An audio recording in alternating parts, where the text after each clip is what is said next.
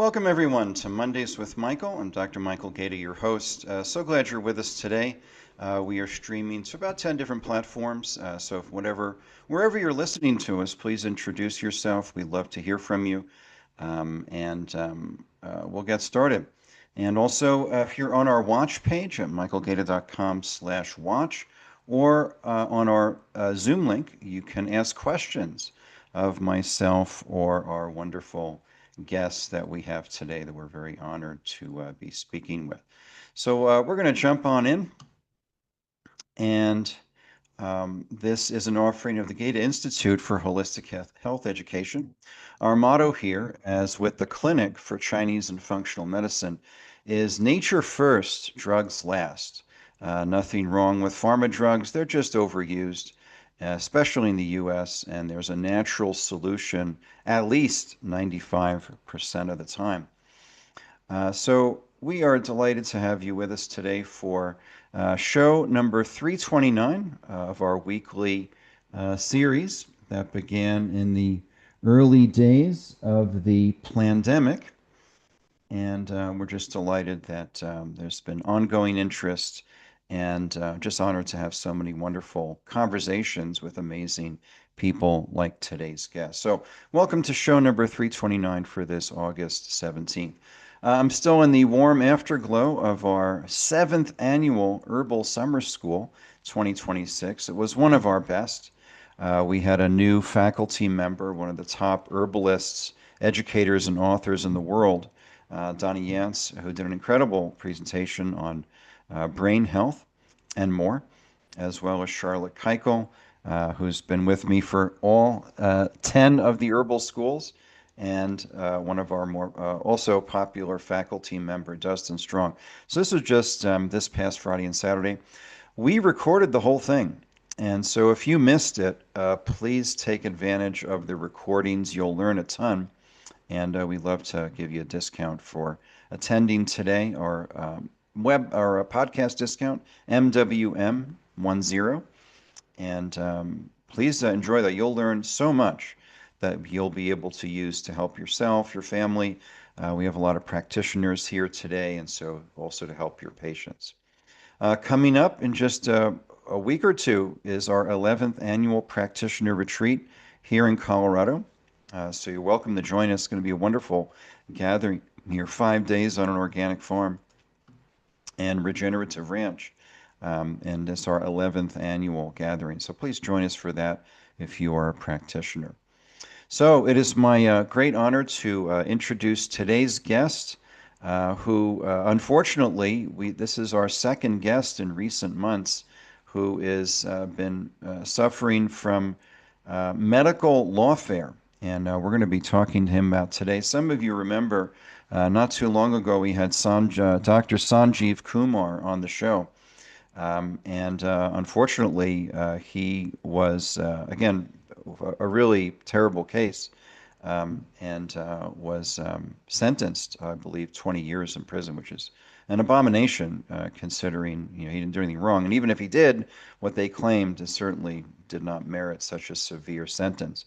But anyway, we are going to do all we can to help him, and also today's guest, Dr. Ron Elfenbein. We're really honored to have him with us today. He is an emergency medical physician. He is the director of First Call Medical Center. You can learn more about him and his what he's going through, in addition to what we'll be sharing today at dropthecase.com. Great website name there, dropthecase.com. That's really what did happen and should have happened permanently, but that's not the case. So I'm just going to read you a little bit about Dr. Elfenbein. Ron Elfenbein is a board-certified emergency physician in Anne Arundel County, Maryland.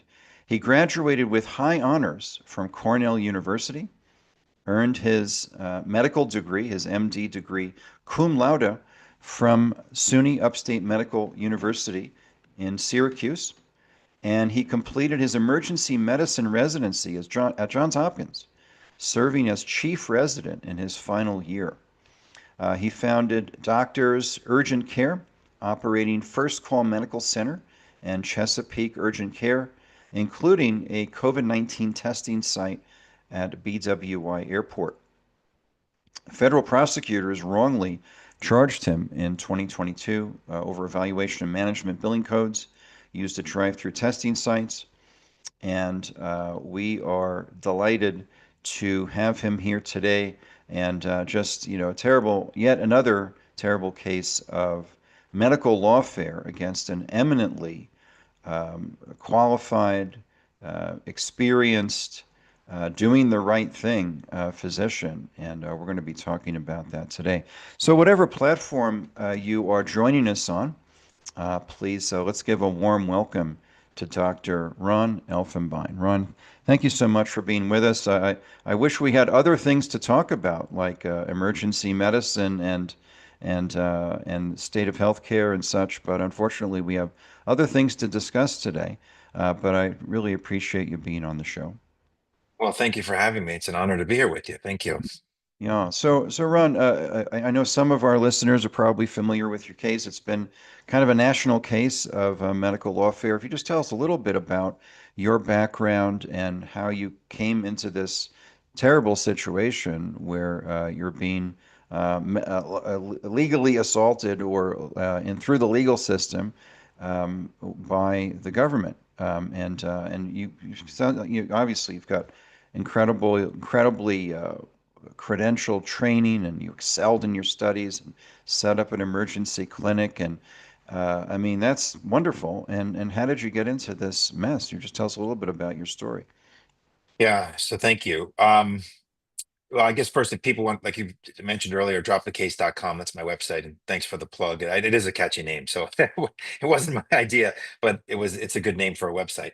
It is. Um, I'm a board certified emergency physician, and I own this urgent care center that I set up in 2016. I'd never actually worked there clinically. So I Huh. owned it. I was the medical director, but I never worked there. Mm-hmm. So fast forward to COVID, I could see what was coming down the pike, despite Mm. what the federal government was telling us. Don't Mm. worry, it's not coming. It's isolated. We got Mm. it under control. I'm like, there's no way this is under control. It's coming to the US. Mm. So I started to prepare. This was in late 2019, like Mm. Oh, November, wow. December. Wow. So I started to purchase PPE and testing supplies and started to train my staff on what to do for infection control. And then, And of Ron, course, if I just pause you there, because I think you're the first ER doc that we've had on the show. If you could just tell people from a medical perspective, I think it would just be interesting, like what tipped you off that this oh, was, yeah, absolutely. what were what activated your spidey sense that you should prepare? That's a good way to put it. I mean, yeah, I glossed over that. I'm sorry, Michael. I didn't mean to No, do it's that. okay. So Just for our I was listeners, watching like everybody else on the news, and right? you want to believe what they're telling you, Right? and we're trained to believe what they're telling you. But I'm looking on the news, and I'm watching as in Wuhan, China, they're literally bricking people up into the city. They're bricking the city, the entrances and the exits to the city. They're bricking them up so people can't get in and out. Mm. And then I'm watching as they're rolling tanks, like military tanks, with the turrets facing into the city and a display of force. I mean, I watched this on the news, and I'm thinking, okay, there's no way that they're doing that, and this isn't something serious, and this isn't something that we need to Mm. take seriously. So everybody around, including my wife, who's also a physician, by the way, everybody thought I Oh, was insane because I started to prepare. I'm like, there's no way this is isolated. It's and definitely gotten what's out. her specialty, Ron? He is a pediatric oncologist, Oh, so she wow. treats children with cancer. Right, right. She Wow. does bone marrow transplantation, Mm. so she transplants, Wow. bone marrow on kids, not just for cancer, but for other Mm. illnesses also, but primarily for cancer. Yes. Um, so she was like, "You're insane. What are you doing? Why are you wasting your time with this?" They said it's fine. I'm like, I don't care what they say. They're wrong. And Oh, I'm like, I can see with my own two eyes, and I know right. enough about infection control to know that Yes. that's not something that's routine. So Right, I'm right, right. watching this, and I'm like, this is definitely coming here. Mm. So fast forward, we're uniquely prepared because we have this preparation, which I had sort of laid the groundwork for. And even the federal government couldn't respond. I mean, we had the Mm. Drug Enforcement Administration, and like, I don't know, maybe it was May of 2020. Right, The world is shut down, shut down in March. right. And the DEA called me and they said, listen, I live in Annapolis, Maryland, and they said, we need to do a drug bust, and we can't get PPE for our agents. Could Hmm. you help us? Hmm. So the United States government is calling me, the Department of Justice, the DEA is under the umbrella of the DOJ. Could Right. you please help us with PPE for our drug bust? And I was like, absolutely, Wow. whatever you need. So the special agent in charge showed up at my house, and I had whatever he asked for, I gave to him. Right. And he And texted Ron, me the what is next it? You day. said you had a framework of preparation. Like, what's that? So that was infection control standards, making sure Okay. people understood like how Okay. to maintain safety, maintain distance. This was before the 6 foot rule and all that nonsense that didn't make Right. any sense. No, I no. was talking about medical sense, Oh. how to put on the PPE, how to take off the PPE. It's called donning and doffing. Okay. There's a specific way to do it so as not to contaminate yourself. Oh. We had to go through all that stuff, Hmm. and because that's not normal practice. People don't normally have to worry about contamination. And And this was then the framework for your clinics. correct. And then we had to Okay. figure out once we started how to, I mean, because we grew exponentially. We started before the pandemic, we had one site with 6 employees. A year later, we had 8 sites with over 300 employees. So inside of a year, Wow. I mean, you're talking orders of magnitude growth. Wow. And so many logistical questions just kept popping up. How do you move people through this system safely? Hmm. How do you maintain the safety and security of your own people? It's Maryland in the summertime, it's hot as heck. How do you keep Hmm. people from passing out when they're wearing all that PPE? How do you rotate Oh. everybody? How do you get people to go to the bathroom? I mean, all these things that you wouldn't normally Wow. think about became issues. Hmm. And we had to sort of write this game plan as we went along. And then Ron, sorry, just this No, is please. incredibly fascinating. So your whole clinic series of clinics just blew up, and the reason was people were coming in vast numbers, obviously, for symptoms. Is that accurate? Like what was the reason for the massive increase in demand? People were coughing, flu-like Everything. symptoms. Like what was going on? Everything. I was exposed. My son was at school and he got exposed, and now I'm worried about my whole family. I was at work and someone coughed on me. I feel sick. I'm nauseated. I have excuse me. I have a cough. I have a cold. I have you name it. Ran the Hmm. gambit. Hmm. And to your point, Michael, it was our main site that we started with opened at 8 a.m. Right. We would have people lining up at 4 o'clock in the morning, and it backed up Whoa. onto a major highway. And I actually clocked it with my phone. I took a video once at Hmm. like 9 o'clock in the morning. It was over a mile long, the line of cars, a mile, A not mile. exaggerating. So wait a We had minute, to you start said hiring off cars. So this is just cars. drive-through? Yep. One after another. So We wait a had to minute, start people were hiring. coming in, so they were this was drive-through triage type care? Like what was going on? Well, so we had multiple iterations. We started with the drive up. So people would drive up and we'd have iPads. We'd hand them to we were the first place to do this. We were on the front page of the newspaper because we were the first ones to Wow. do this in Maryland, at least. I don't know Wow. about the rest of the country. Wow. And again, all the logistics we had to figure out. And remember, there's a law called HIPAA. We had to make sure whatever video system we were using was HIPAA compliant. So you couldn't just Mm. use Zoom or whatever. We had to make sure it was HIPAA compliant.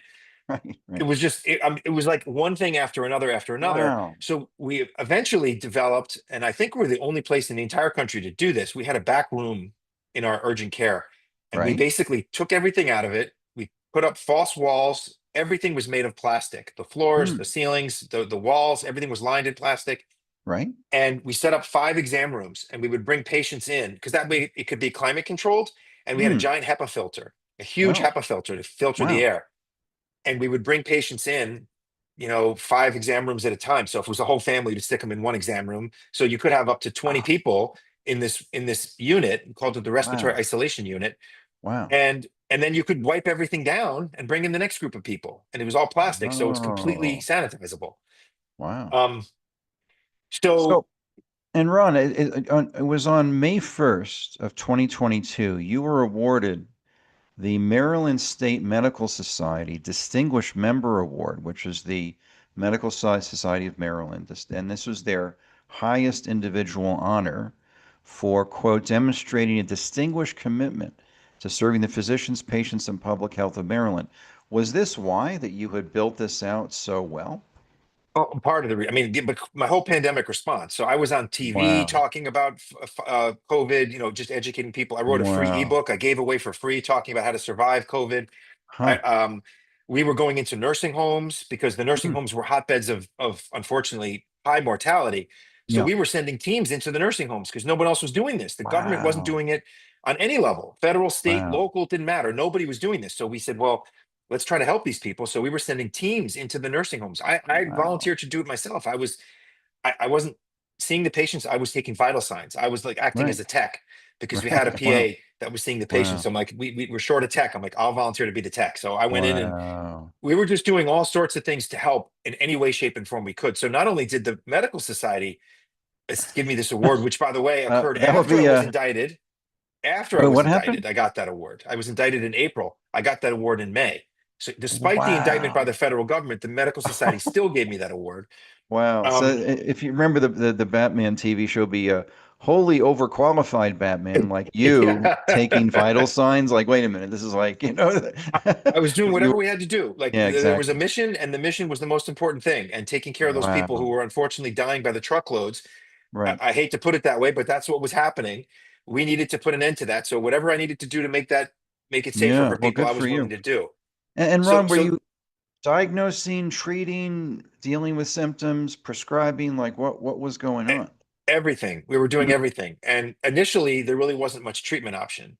So Oh, we were okay. just sort of diagnosing and then telling people isolate. And we were trying to get the people who were in the nursing homes, for example, the sick people away from the healthy people so that we I weren't see. spreading it.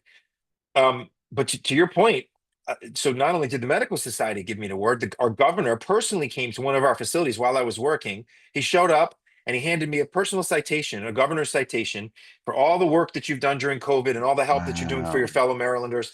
And not only Wow. that, but I'm a Republican, and I Sure. don't mean to get political, but I All ran right. for office in Maryland Oh, as a Republican. cool. It's a very blue state.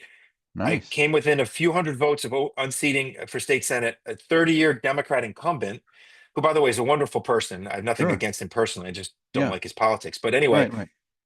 so I'm a very well-known Republican. The legislature in Maryland is predominantly Democrat, but even Right. they still voted to issue me a citation. So not only did I get it from the governor, but I got it from the legislative Wow. body as well for all the work I did during COVID. So Wow. bipartisan support, Republican Mm, governor, Democrat legislature, mm, and the state medical society, mm. and then the federal government indicts me. But we were Wow. doing whatever we could for people. Yeah. So Amazing. fast forward to October of 2020, I'm watching the October 2020. television. Yeah, Okay. I'm watching TV, and President Trump comes down with COVID, and Mm, he doesn't look so good. mm. And I'm watching him get on the helicopter, and they're taking him to Walter Reed, Right. the military hospital. Right. And I see him get off the helicopter. He doesn't look so good getting off the helicopter. They bring him into the Okay. hospital. They admit him. He Right. gets monoclonal antibodies, and Okay. literally an hour or two later, he comes out and he gives a press conference. And he's like, I feel like a new person. And I'm watching the television with my wife, and I'm Wow. looking at it. And I said, that's what we should be talking about. Right, that right then and Wow. there. That's how we get out of this thing.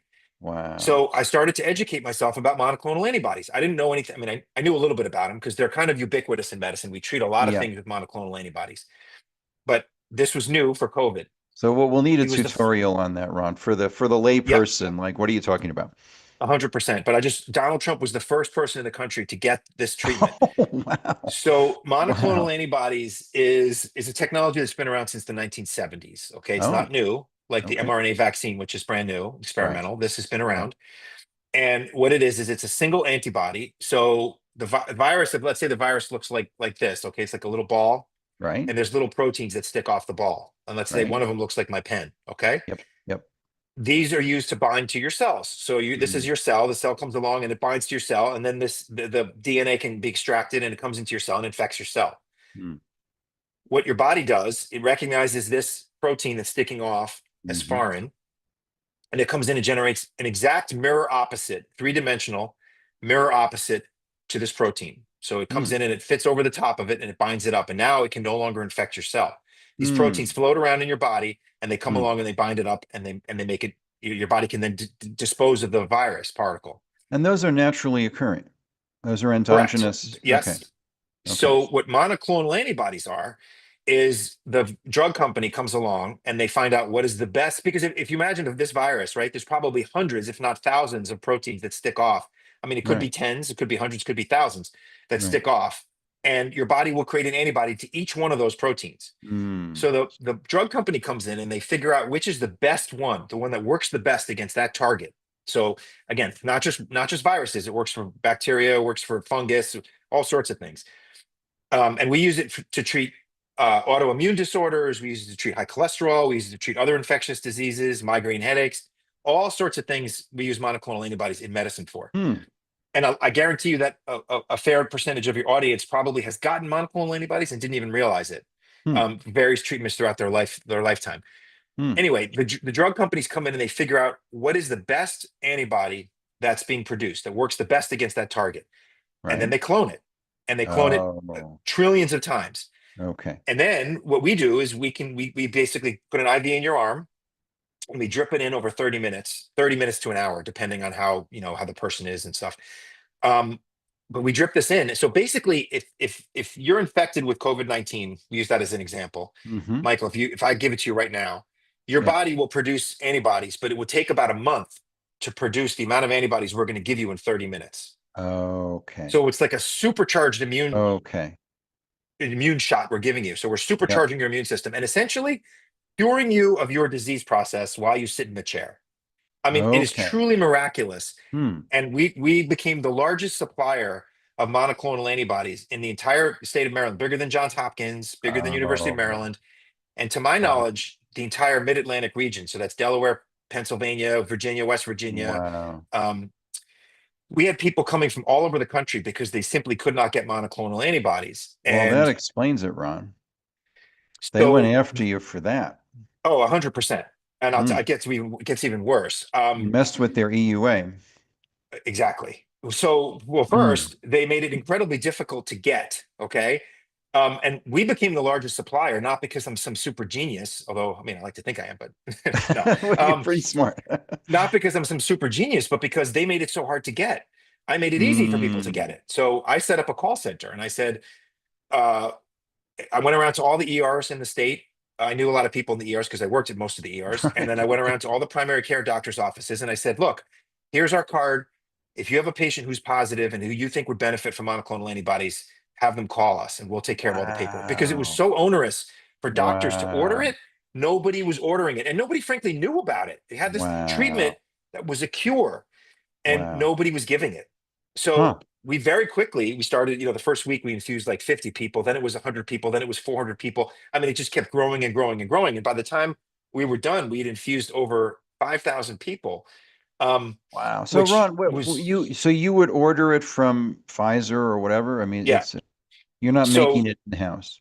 no, no, no, no. It's actually quite difficult to manufacture. Sounds like it would be. Yeah.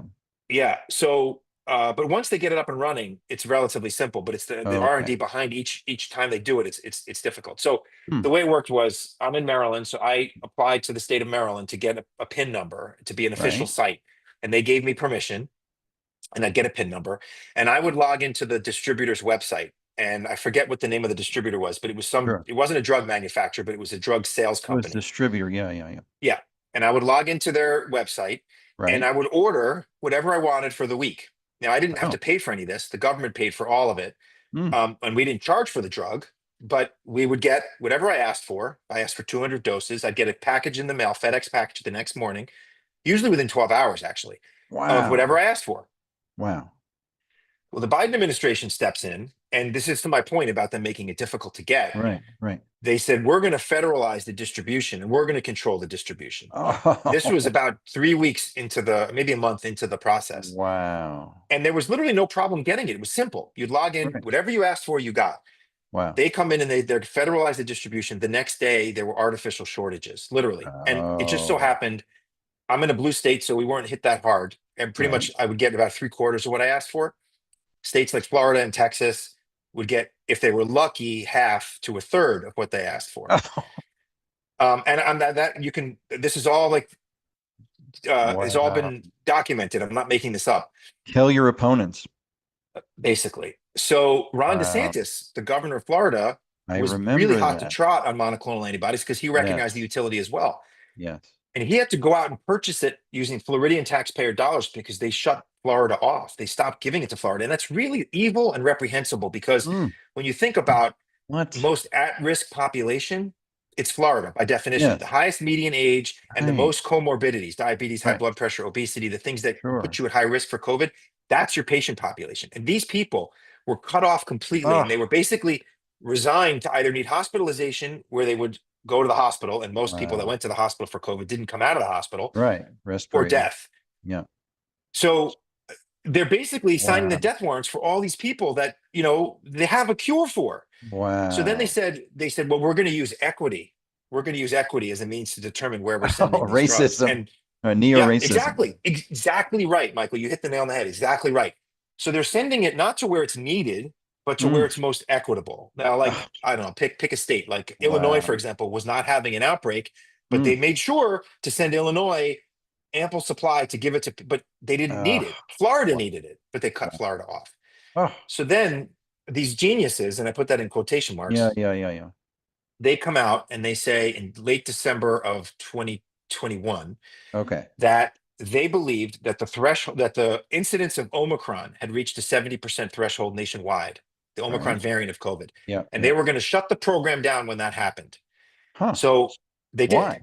They shut the program down. Well, they said because the drugs didn't work. Now, I went on Fox News, and here's the article about me on Fox News that says Right. Maryland doctor, that was me, says people are, quote, going to die after Yeah. Biden administration uses faulty data to snub antibody treatments. And then Newsmax Wow. called me and said, that was pretty provocative. Do you want to go? You want to? I went on Newsmax and I doubled down. Right. I said, they're going to kill people. They don't know what they're doing. They're incompetent and they're misreading the data. And I said, Wow. every model they've used has been wrong throughout this entire pandemic. Right. And their faulty reasoning is going to kill people. Well, Wow. guess what? About a month later, Yeah. the federal government said, they never apologized, but they said, we said it was a 70% prevalence. We were wrong. It was a 20% prevalence. Oh, no. Now, Oh, yeah, now it's funny, it's laughable, but except that mm. people died because of this incompetence That's and this terrible. gross negligence. How can Wow. anybody in their right mind make a mistake like that? Mm. Well, guess what? Wow. I go on Fox News 4 Right. months later, to the day that I was on this Fox News program, I get indicted for federal healthcare fraud charges on patients that I didn't even see. Okay, we had nurse practitioners and PAs seeing them. Wow. Typical healthcare fraud is for things that like don't exist or didn't Right. happen. These were all real patients. Right. They charged me with 5 counts, so 5 actual patients who were actually seen and tested, not Oh, given monoclonal antibodies, but actually seen and tested. right. Um, the government said you picked the wrong code. Okay, now this is during a pandemic when the world is shut down. Right. Okay, Right. there's no guidance coming from anybody. There's Right. 69,000 plus codes you can pick from. Mm. The ICD-10 lexicon of coding that we use has Right. over 69,000 possible codes. They Mm. said you picked the wrong code on 5 charts. Oh, gee. After seeing thousands of patients. And this is right in the time frame of the indictment that we saw over 100,000 patients. They picked 5, and they said 100,000. you picked the wrong code on 5 charts. Now they Oh. never said what the right code was. They never Mm. said why the code that we chose was wrong or how it was Mm. wrong. They just Mm. said you're wrong. So Wow. yeah, and we were billing what's called an E&M code, evaluation and Sure. management level 4. Yeah. If you say fine, the level 4 is wrong, and I had a perfectly reasonable rationale for why we chose level 4, but Sure. Sure. whatever. If you say They're fine, it should just have been a level they're 3. just The looking for stuff. difference, well, right. But the difference between a 4 and a 3 on average is about $50. So 50 times 5 is $250. We Mm. were joking before we got on the show, and Yeah. the $250. They're trying to throw me in jail for 50 years for patients I didn't even 50 years. see, coding I Oh, didn't do, no. and we had a third-party coding company, by the way, Wow. over picking the wrong code on 5 patients out of over 100,000. What's the Oh, statistical significance of that, right? It's like wow. you're talking about 0.0000001% of the Right. patients that we saw, and they can't even tell me what's wrong with it or what the right one should have been. They just said we were wrong, and it's really a Wow. $250 billing dispute. And like any normal human being, if you think there's something wrong with, you go to the grocery store and you think they're charging you too much for your can of Coke that you're buying, you Right. don't call the federal government. You ask to speak to the manager, or you say to the checkout person, I think Right. you might have overcharged me. Can we talk about this Right. like a rational human being? They never did Wow. any of that. They could have Mm. called me, they could have emailed me, they could have Mm. faxed me, they could have direct messaged me, or they could have sent somebody to the office. None of that Right. ever happened. They No, just came at me with an this is a indictment. witch hunt. Wow. Yes. which by the way, even the chief judge of the state of Maryland adjudicating the case, he was assigned to my Right. case. It happened to be the Right. chief judge, chief Wow. federal judge. Right. He called out the prosecution in a pretrial conference and said, this is a Really? case of, quote, shoot first and ask questions later. That was a direct Wow. quote from a United States federal judge about the prosecution, because that's Wow. exactly what was going on. They got my Oh, name wrong, Michael, on all the charging documents, on the indictment. My name was oh, wrong. oh, Like, you would think they would at least get that right, right? right. Um, so I go to trial because I didn't do anything wrong, and this is Right. ridiculous, and they had Right. no evidence. And now you're not able to help patients like when you're with this And now I'm mass. not, and we had to shut our whole business down, and Oh I couldn't no. work for 2.5 years. And by the way, guess what happened? They indicted me in April. Hmm. Guess what happened shortly thereafter with monoclonal antibodies? What? Poof, they're gone. Can't get them Oh anymore. They're not available. They no. don't manufacture them anymore. Wow. But you know what you can still get? The vaccine. Hmm. The vaccine is still available, but you can't get the Wow. monoclonal antibodies. Now, to your point, Michael, you said that was threatening the emergency use authorization. I think that is a Yeah. rock solid point, and I think you're 100% correct. Hmm. There's a little known federal law. Secretary Kennedy talks about this a lot. That Yes. if there is an EUA, emergency use authorization for a vaccine, if Right. anything else is proven efficacious against that target of the Right. vaccine, the Right. EUA is null and void. And in Right. Secretary Kennedy's opinion, that's why they had to shut down hydroxychloroquine and ivermectin. Yes. And I would Exactly. argue monoclonal antibodies even more so, because it's a Hmm. one and done thing, and you are Hmm. cured of your disease right then and there. You don't have to keep And are there taking it. You know, and are there downsides to these drugs, like side effects, adverse reactions, or not adverse reactions, but common things that can be adverse? so I can tell you only my anecdotal data, Yeah. okay? And Yeah, that was that's good. 5,000 patients. And Right. I had every provider who worked for me had my cell phone number, and they were instructed Right. to call me with any major adverse events. Oh. I also hired a pharmacist, a friend of mine Hmm. who happens to be a pharmacist, to be on Hmm. call. We paid him a stipend every month just to be on call. Any Hmm. questions or any major problems, because I didn't feel comfortable enough, because this isn't my area of expertise. I Right. hired Right. an expert to be on call. Right. He didn't get called once. I probably got called 5 times throughout the entirety of the pandemic, and that was Wow. essentially for vasovagal reactions, which is nothing to do with the medication. It's just when they stick a needle in somebody's arm, a certain percentage of people will have, they get lightheaded, they'll pass out, whatever. Hmm. Whether you inject anything or not, it's just the needle piercing the skin causes that. Right. So those are the only really side effects Wow. that we had. So, in your Um, opinion, this is a pretty safe drug. 100%, Wow. absolutely. At Wow. least for COVID. Now, for other things that Yeah. they use different diluents and stuff, but the ones we were using for COVID, Right. absolutely safe. And just to again, I had all my providers when they would come to work at the monoclonal infusion centers. Part of their job was to see all the patients and make sure they were okay and get Right. treated, and but also to call back the patients from a day or two ago who had been infused, and to check on them. Oh. So we had follow-up data on about 80% of the patients that we saw, 80 to Wow. 85%. That's a lot of patients. Not a single failure. We didn't have Oh. a single treatment failure, and we Mm. didn't have anybody that reported Mm. worsening symptoms, Wow. or needing to go to the hospital, or bad side effects later. It Wow. was all universally a cure, and the data really bears this out. If you go to PubMed and you do a PubMed search, you'll Yeah. see when monoclonal antibodies were used, the efficacy was ridiculous. There's a statistic we use Wow. in medicine called number needed to treat, Sure. NNT. and Yeah. that's essentially when you say to somebody, you say, like, okay, for example, a benchmark of like heart attack treatment is an aspirin, okay? Right. And the number needed to treat using an aspirin is when you say, how many people do I need to treat with an aspirin to Right. avert one bad outcome? And that bad outcome is either death or hospitalization. And Mm. aspirin, a mainstay of treatment, right? Mainstay of treatment for heart attacks, it's Right. about 60 to 70, meaning I need to give 60 to 70 people who are having a heart attack an aspirin to affect Wow. one saved life. Wow. Monoclonal antibodies were 10. I've never Oh. seen anything like that in all of medicine. I've never seen it in Wow. any medication in my entire career that was that low. Number needed to treat of Wow. 10 to save one person's life. Now, that doesn't mean Wow. that 9 of those people don't get better. It just means to Right. save one person's life. So, That's in other amazing. words, maybe 9 of those people would have gotten better without the medicine anyway, but you cut it short. But Right. regardless, that number is so low. I've never seen it before in medicine or since. Well, Um, Imran, let's play this clip. I just found it. Oh, let me change the layout here. Here it is. And you've just this is the Fox News appearance that put you on the radar of the cabal. And let's see here. Let's take a look at this clip. Fox News alert now. The FDA has approved emergency use of an antibody treatment for COVID-19. It was developed by Eli Lilly. And this decision potentially gives Americans new hope in fighting this virus. Dr. Mark Siegel is a Fox News contributor and professor of medicine at NYU Langone Medical Center. Dr. Siegel, good morning to you. And of course, as we speak, Wait a minute, are you in this there clip? are so many I don't Americans think so. who are currently Oh, I don't think that's the same I'm one. sorry, I got the wrong No, that's one. okay. Sorry about that. Sorry about that. That's okay. Because But- you're in the title here.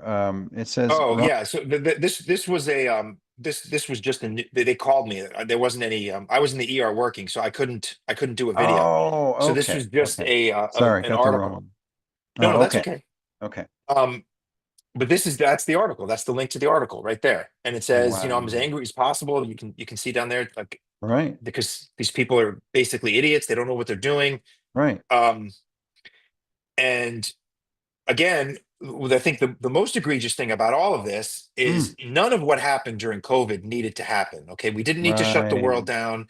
We Right. didn't need to have all these people die. We didn't need to have kids not go to school. We didn't need to have all these Right. businesses shutter Of course. because we had a treatment. We could have embraced the treatment and we could have given it to the people who are Right. sick. We didn't need to go Right. this universal vax route, but that's all they would talk about was universal vaccination. Yep. And the analogy I like to use is a stool. Okay. If you have a stool that you want to sit on, Right. you really need at least 3 legs to make it sound. Okay. And in my mind, those 3 legs are treatment options, which we had, which were monoclonal antibodies or ivermectin or hydroxychloroquine, which all of Yep. which were taken away. Yep. Preventatives, which plus or minus vaccine. Some people hate the vaccine, some people are for the vaccine, whatever the case may be. Sure. It existed. So that was an option. Okay. So that's the second leg of the stool. And the third leg is doing smart things like if somebody's coughing, try to stay away from them. Wash your hands. Sure. Just be smart about infection control that just naturally cough into your, your elbow. Just do Right. things like that. That's a 3-legged stool. It's perfectly sound. You can sit on it and not worry about it collapsing. The government Right. stool was a 1-legged stool. Vaccine. Oh. That was it. That's all they would talk about. Yes. And I never understood it until this all happened to me. And I look back on it and I'm like, wait a minute, it makes perfect sense. They wanted everybody to get vaccinated. They didn't Right. care about anything else. And they certainly didn't Right. care about saving people's lives because Yeah. that vaccine has never saved a single life. Right. Even if you believe in the vaccine, all it's done is prevent you from getting sick. It doesn't cure you of anything. So if you catch COVID, the vaccine's not going to help you.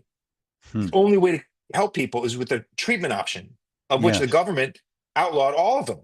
Wow. We had Paul Merrick on the show, who's a critical care doc. Yeah, I And know Paul. he do you know Paul? I know of him. I don't know him Oh, you know, personally, but I know yeah. him. Well, he successfully treated hundreds of patients. Well, he did what you do, what any good doctor would do. Hey, we don't know what this is. Let's just try stuff and see what works. And in critical care, they do this all the time, as you know. And he was saying like 40% of prescriptions in critical care, I don't know if it applies to ER as well, are quote off label, meaning we're Yes. we're repurposing a drug for something it wasn't licensed for because it works in this given. But we're allowed to do it. We're allowed to do it. Yeah, The FDA gives us the exactly. permission to do it, right? And so his hospital, he treated hundreds of patients. I don't know. I don't think it was monoclonal antibodies, but whatever he did, he had a protocol. He just tried, trial and error, just what a good doctor would do, what you were doing. And his hospital said you can't treat patients anymore. He said, wait a minute, I have an effective protocol. I have 400 patients. All of them survived. All of them got better. And he had to watch 7 patients die, including a couple of young people who didn't need to die, and it was just heartbreaking. It's really evil and reprehensible. Totally And I'll evil. tell you two things, Michael. First, hospital protocols. Okay. So I continued throughout the pandemic to work in the ERs of Maryland. And it never made any sense to me. It was contraindicated as soon as a patient got admitted to the hospital to give Right. them monoclonal antibodies. Contraindicated. I'm like, these are the people you should be pouring this stuff into because they're the Wow. sickest. Yeah. They need oxygen or whatever it is that they need to get admitted to the hospital. Why Right. would you not give them monoclonal antibodies? But it was actually contraindicated. And I kept asking. Nobody could explain to me where that came from and whose idea it was. Mm. But they just kept saying, nope, nope, can't do it, can't do it. You can't give it to them because they're admitted. I'm like, well, that doesn't make any sense. Wow. And number two, second point, when this all started and I set up my sites, I would have set up 100 monoclonal antibody sites if I could have, by the way. I couldn't find the Right. staff and I couldn't find the locations. Wow. But it was so wonderful. I mean, this was working and it was saving people's lives and keeping them out of the hospital and making them better. I had a guy that I've now become very good friends with, but I didn't know him at the time. He cold called me one night. I had my son, my youngest was 3, and I Mm. was trying to get him to bed, and my phone rings, Yeah. and I was literally lived off my phone for the entirety of the pandemic because it was just Wow. one thing after another, always getting phone calls and stuff. He cold called me and he said, "Hey, my name is so and so. I just got your number. I'm wondering if you can help me." I said, "Sure. What do you need?" He said, "Well, I have 7 assisted living sites, and our patients are dying right and left Oh. because they're getting COVID, and nobody can help me. Can you Mm. help me?" I said, "Of course I'll help you. You know, what can I do for you?" And literally the phone went dead. And I said, "Sir, are you there?" And he's like, "Well, yeah, I don't know what to say." I'm like, "What do you mean? Like, let's talk this through. So I got to get my son to bed. Like, what, let's make this Right, quick." right. And Right. he's like, "You are the 27th person." I remember this phone conversation. He's like, "You're the 27th person I've called. Nobody's been able to help me." I said, "Listen, Mm. I have your number. I will give it to our operations manager. She will reach out to you first thing in the morning and we'll get your people monoclonal antibody infusions." And then every Wow. single day, we were open Wow. 5 days. Then we eventually went to 6 days a week at 2 of our sites. He would drive a little bus. He had a little like a church van, and he would have it with his from all of his different sites. He'd bring his sick patients and he'd bring them to us every single day, and we would infuse them. And to this day, we become very good friends. We're very close. Wow. And Wow. he swears to me that Wow. 100% of the patients he brought to our clinic to get infused survived, and 100% of the Wow. patients that got admitted to the hospital did not, including a Whoa. 103-year-old man. I met this guy actually, What? 103 years old with multiple comorbidities. He was the color of my shirt when he ended up at our site. He had to be wheelchaired to a chair in the clinic. And honestly, we were going to call 911 and send him out, but I'm like, let's just, Right. we put some oxygen on him and we said, let's Right. just give him the infusion and then maybe send him to the hospital. Right. We start the infusion Right. within probably, we did it over 45 minutes for him because he was like frail and old. Right. Right. Over about 20 minutes, he started to pink up. Then he started to say, "Wow, I'm really feeling better." And this is a 103-year-old guy with Wow. multiple comorbidities. Wow. He wasn't 100% when we were finished, Right. Right. but Right. he got up and he walked to the van of his On own his own. accord on the way What? out. Yes, of his own. Wow. And so this gentleman, my friend Steven, who owns these assisted living centers, he says to me, he says, "Not only Mm. did you save all these people's lives, but you saved my business because all these places would have Wow. closed if not for what you were doing." Oh, And he said, "I wow. couldn't get these anywhere else. We couldn't Now, get when monoclonals from was anybody this? else." When did this happen, 20, Ron? late 2021, before they shut Wow. the program down. Wow. So, You know, yeah, I mean, just to explain, just to review, like what happened in his body over those 45 minutes that caused him to feel better. so the infectious particles that are floating around are being bound up so Yep. they can't bind to his cells and infect his cells. So Okay. it basically being cleared of all Mm. those virus particles that are floating around. Now, the cells that are already Mm. infected are already infected. You can't do Right. anything Right. about that. But the ones that, and what happens is when a virus infects a cell, it creates more of itself. So you Mm. get the spread. Yep. That's why you get sicker and sicker, and then you get an Right. inflammatory reaction, which really makes you sick. Right. So what happened is all those virus particles that were floating around in his body were about ready to attach to his cells and infect them. The monoclonal antibodies came in and bound them all up, and the body clears them, and they're gone. Hmm. So there's no more infection. Wow. He's not And is infectious this a anymore, one and and he's done, or you just have to do one it and every done. day, or? Nope, one and done. Wow. Yeah, That's and amazing. actually, if you can't get an IV because some people they just don't have good veins, you can actually Right. give four injections. So you can do it by just stick them with a needle. Doesn't Oh, work quite as well. The efficacy is right. not quite as good, so we tried to Right. avoid that when we could. But you Right. could do that. So some patients you just can't get an IV in, or they're like, "Look, I'm really scared. I don't want an IV."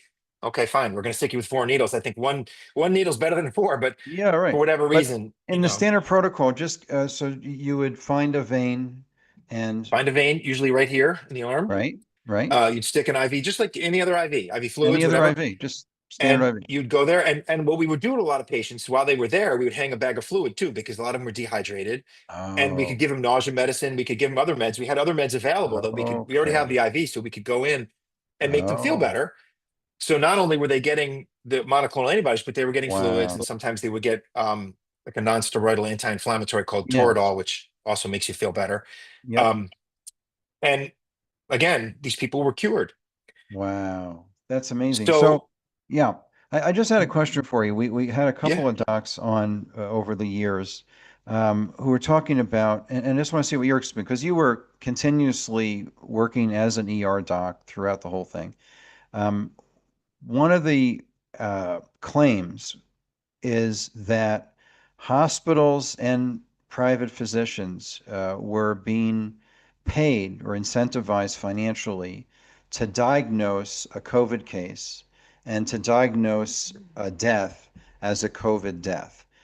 What did you see related to that? so I had heard the same thing, and I kept trying Yeah. to.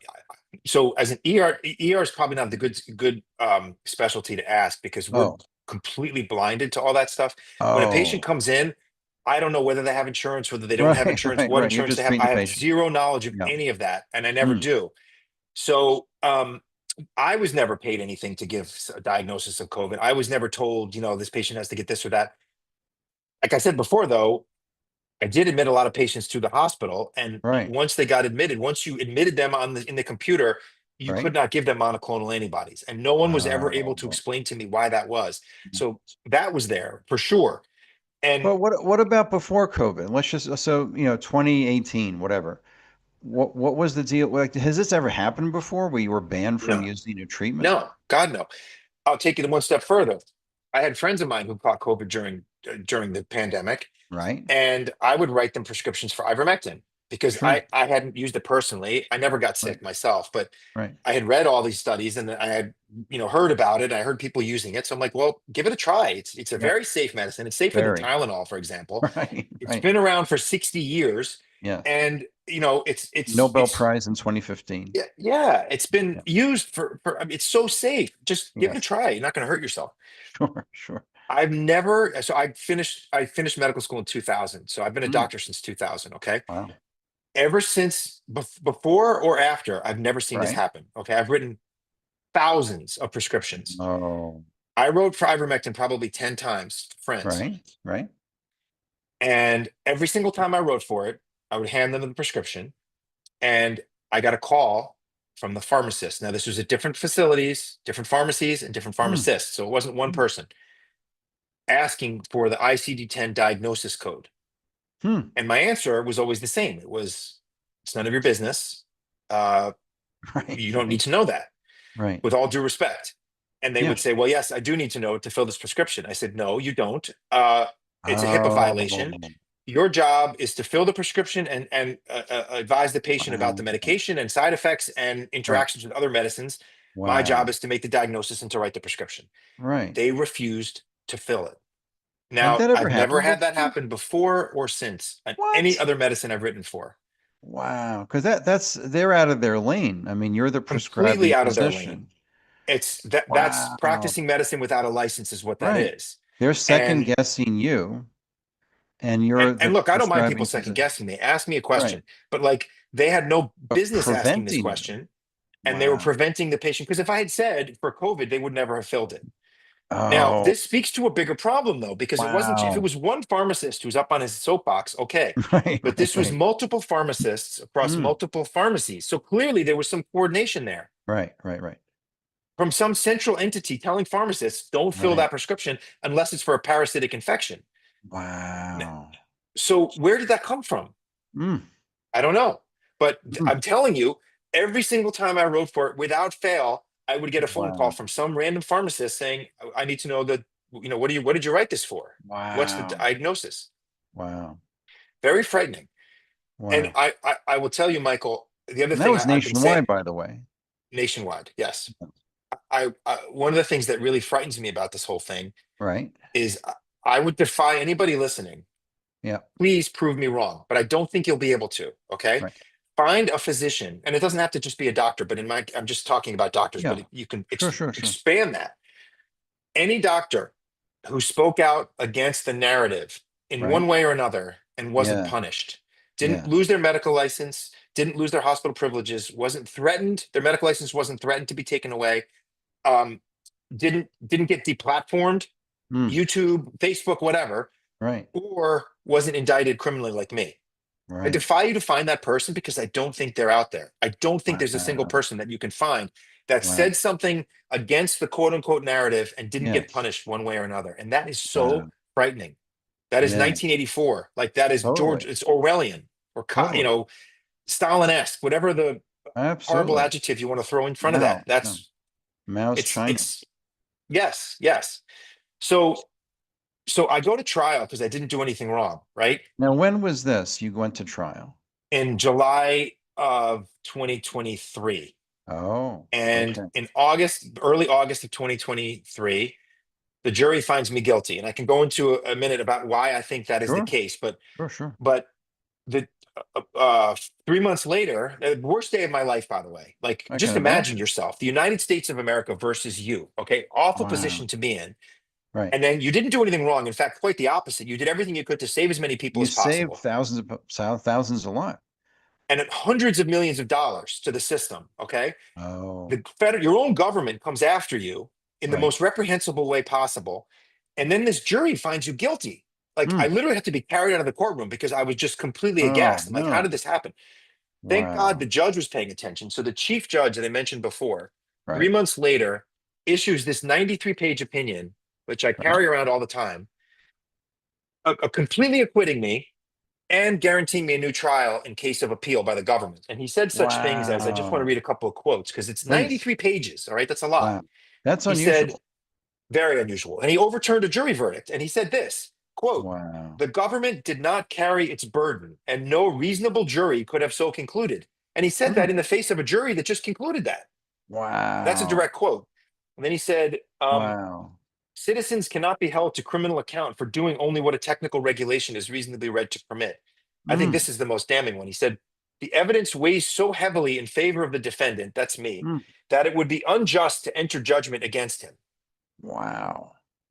So, 93 pages of quotes like that. Mm.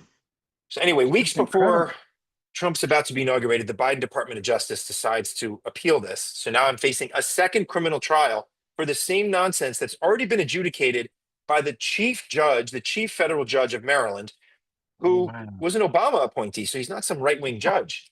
Right. So go back to Mm. how do they find you guilty, right? That's a good question. People ask me that Yeah. all the time, and I'm Yeah. totally fine talking about it. Two things. In order to prove that you're guilty of a crime like fraud, the government has to Right. prove two elements. They have to prove that there's an actual fraud perpetrated, there's an actual Mm. crime, Mm. and the judge said there was no evidence of any crime or wrongdoing whatsoever. Then they have to prove intent, that you actually intended to Oh. commit a crime. So, like, if you walk into a grocery store and you, grab a pen, okay, off the rack, Right. and you put it in your shirt pocket and you walk out and you meant to pay for it, but you forgot, they Right. can't charge you with the crime because it was an accident. You didn't mean to do it. Oh. Right. So how did they prove my criminal intent? Hmm. Literally, they put up tax returns of myself in the business before COVID and during COVID. And they said to the jury, oh, look, jurors, look at how much money he made before COVID and look at how much money he made during COVID. He But must be that's guilty of irrelevant. something because completely irrelevant and stupid. But that's what they used to show 9 people that I had criminal intent. They said, look at how much That was it? money he made. And it wasn't even that much money. Wow. It was enough to convince the jury, like, because, look, Wow. doctors are still fairly highly paid. Okay. It's not like Sure. I was making chump change, but Right. it wasn't millions of dollars. And, to people who are making $50,000 a year or $30,000 a year, that looks bad. Right. So the Wow. optics weren't good for me. Hmm. But the worst part was at closing, the government gets to go last. I don't understand that because Mm. they're bringing charges against you. Right, You should right, get right. to go last, but that's not how it works. Yep. So they get up there and we can't rebut this. So Right. the prosecutor says 2 things. He said, number one, jurors, you may be asking yourself what the appropriate coding should have been. Again, 5 charts, the wrong code on 5 charts. Mm. He said, the good news is, and they never said what the right code was, how we were wrong or why we were wrong. They just kept saying, you're wrong and you're a criminal, pointing at me. Mm. He says to the jury, you may be asking yourself what the right code is. The good news is you don't need to know. You just need to know he's wrong and he's a criminal, What? which just mind boggling. Then to make it even worse, Mm. he gets up there and he says, you know, jurors, the defense got up there and they had an expert witness. And by the way, the other thing I didn't mention this, Michael, but it's really remarkable. Yeah. There are people who code for a living that look through the charts and say what the Right. appropriate code should be, that they're called coders. Okay. That's their Right. job. Right. The government never went to the trouble of hiring a professional coder to look through any charts, let alone the 5 that they charged me with the crime. They just had government lawyers look through the 5 charts. Now, if I Wow. ask any layperson out there, what do you know about medical coding and billing? The answer is be a big fat 0. What do you Mm. think a government prosecutor knows about billing and coding? They Mm. never went to the trouble of hiring an expert to look through the charts to say, yes, this coding makes sense, or no, it doesn't make sense. And Oh. before they indicted me, they didn't even have the charts because I Mm. hadn't turned them over yet. So they said I committed fraud without even looking into the charts. How was Mm. that possible? Wow. Anyway, so the prosecutor gets up there and he says, jurors, the defense hired this expert witness who came in and talked about it. He was a professional coder, by the way. Mm. And he looked at hundreds of our charts and he said they were all coded properly. And he was the Mm. past president of the American Association of Professional Coders. So he wasn't some like Yahoo. He was like a legitimate guy with credentials Wow. and an attorney. He's also an attorney. Wow. So the government says, he got up there and he just confused you, jurors. He put up these charts and these rules, and it's just confusing you. Use your common sense. Does any of this, what they tried to convince you of, make common sense? Now, Mm. he happens to be right about that. None of it makes common sense. Right. But had we been able to rebut him, the natural retort there would have been, has anybody here ever filed a tax return? Do you think you could call the IRS and say, I used my common sense on my tax return? The government wrote the damn rules that they're now saying Wow. we don't want you to use because they don't make common sense. Mm. Like, these are the people who implemented these rules. Wow. Now they're saying you should ignore the rules because we don't like them, Mm. which is just mind boggling, but That's they crazy. just want to win, and they will win at any cost and Right. lie and cheat and do whatever they have to do to win, You're which is guilty until proven innocent. completely. So Wow. anyway, the worst day of my life, I'm found guilty. The judge Ugh. issues that 93-page opinion 3 months later. Best day of my Wow. life. I'm ashamed to admit that. It's not the birth of my 4 Of children course. or the day I got married. It's the day some guy I'd never really met before issues this 93-page opinion. Best day of my Hang life. on, Ron. What was going on? How was it for you in those 3 months? Like, you were just indicted by a jury, and then this didn't have. It was 3 months Yeah. before the I judge mean, came out with this epic rebuttal. I didn't sleep for 3 years. So the first night of sleep that I got was the night I got that opinion. I literally, it was like the sword of Damocles was hanging over my head this entire Yeah. time, Oh, and it just evaporated in like an wow. instant. And I was like, oh my God. And I went to bed and I remember having the best sleep I've ever had. I slept like a Wow. baby for like 12 hours. So for those 3 months, you were in The sleep. worst. I mean, I have 4 kids. I'm really close to all of them. They're all young. My Right. youngest at the Right. time was 4. He was 3 initially. He turned Right. 4 during all this. I'm thinking to Wow. myself, my God, I'm really close to my kids. I'm going to miss graduations. I'm going to miss first days of Oh, nursery school, kindergarten. I'm right. going to miss bar mitzvahs. I'm going to miss, Right. weddings. Like, this is like they're taking Oh. away everything that I volunteer. I'm a volunteer ice hockey coach for all my kids. I volunteer soccer coach for all my kids. Wow. Like, all this stuff's taken away from me. Wow. I'm like, that's what I'm thinking. Okay. And at the same time, my father's slowly dying. Oh, And no. I'm like, I'm never Huh. going to see my parents again. My mother, like my dad will Wow. die while I'm incarcerated. Oh, And thankfully he died before any of this happened. So we never told my parents what's going on with me because it would have oh, killed them both. right. Right. So Wow. I'm dealing with all this and I'm like, Oh, I've never been suicidal. I'm a very glass half full kind of guy, but this was as right. closest I've ever been to being suicidal. I Oh, mean, I'm so and they sorry. know that, right? They know the process is the punishment. And I'm Right. also thinking, my God, how am I going to afford? How's my wife going to afford to maintain our house? Like, Right. they're going to have to move. Luckily, she Yeah, still has a job, but our right. kids are going to be thrown out on the street. I mean, I'm Wow. like, all of Oh, these things just so crashing sorry. down on top of you. And you're still It's seeing patients during this time? This no, I hard. wasn't working. I Okay. wasn't working. I And stopped were the working when I clinics got indicted. operating? No, So, we shut them oh, down. So they're gone. oh, All that wow. work I did to build all that stuff, the goodwill I generated in the public and the local Oh, community, it's all gone. Government Wow. took all that away. Mm, Yeah, it's terrible. mm, And I wouldn't wish this on my worst enemy. I of truly mean course. that. I would not wish Wow. this on my worst enemy. It is the worst experience I Wow. could ever imagine putting anybody through. Oh. Yeah, it's just horrific. So And so, the you American, didn't, during this 3 months, you didn't expect this epic rebuttal to come from the judge, or did you? I mean, were you waiting no, for a judicial, or are you just waiting you for submit sentencing? waiting for sentencing. And so Wow. this is how it happened. Okay, I'm Mm, making dinner. I'm miserable. I'm absolutely of miserable. Like I course. barely Of could course. get out of bed every day. Of I just course. wanted the world to swallow me and just to die. Literally, that's what I kept thinking. Wow. Wow. But I got up because I have 4 kids and Right. I have to be there for them and my wife. Yes.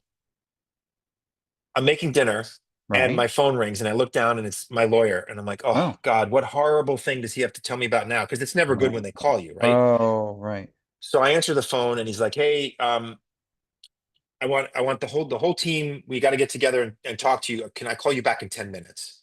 Oh, Thinking like, oh, it's sure. over. But Like, wow. well, I don't know what he's going to tell me, but this is like the Right. worst bedside manner. It would be like me telling you, hey, Michael, Wow. I just got your biopsy results, but you know, I'm going to go put my chicken in the oven. Let me call you back in 10 minutes after I can put my chicken in the oven. I'm thinking like, what the hell is wrong with you? Just tell me. So I retreat into my office because Mm, my family's home and I don't want them to hear right. in the background what's horrible Right. thing is going to happen now. Right. Wow. I walk into I'm pacing back and forth. I'm all nervous. I'm like, heart's beating a million times a minute. Right. He calls me back and he says, I got the whole team on the line. I'm like, great. You know what? He says, we just got Judge Berdar's opinion. I'm thinking, oh, opinion on what? Like he's going to now tell me that I'm the worst human being in the history of the world and he's going to give me Right. more time in jail. What? Like what? What? He's like, his 93-page opinion completely acquitting you. And I literally screamed and fell to the ground. And my wife Oh, comes running in and she's like, are you okay? I couldn't get the word out. I could not get the wow. words out. She's just these Oh, tears streaming down my face. She's like, what's oh, wrong? And we called my wow. brother, who's an orthopedic surgeon. He was in the operating room at the time in Colorado.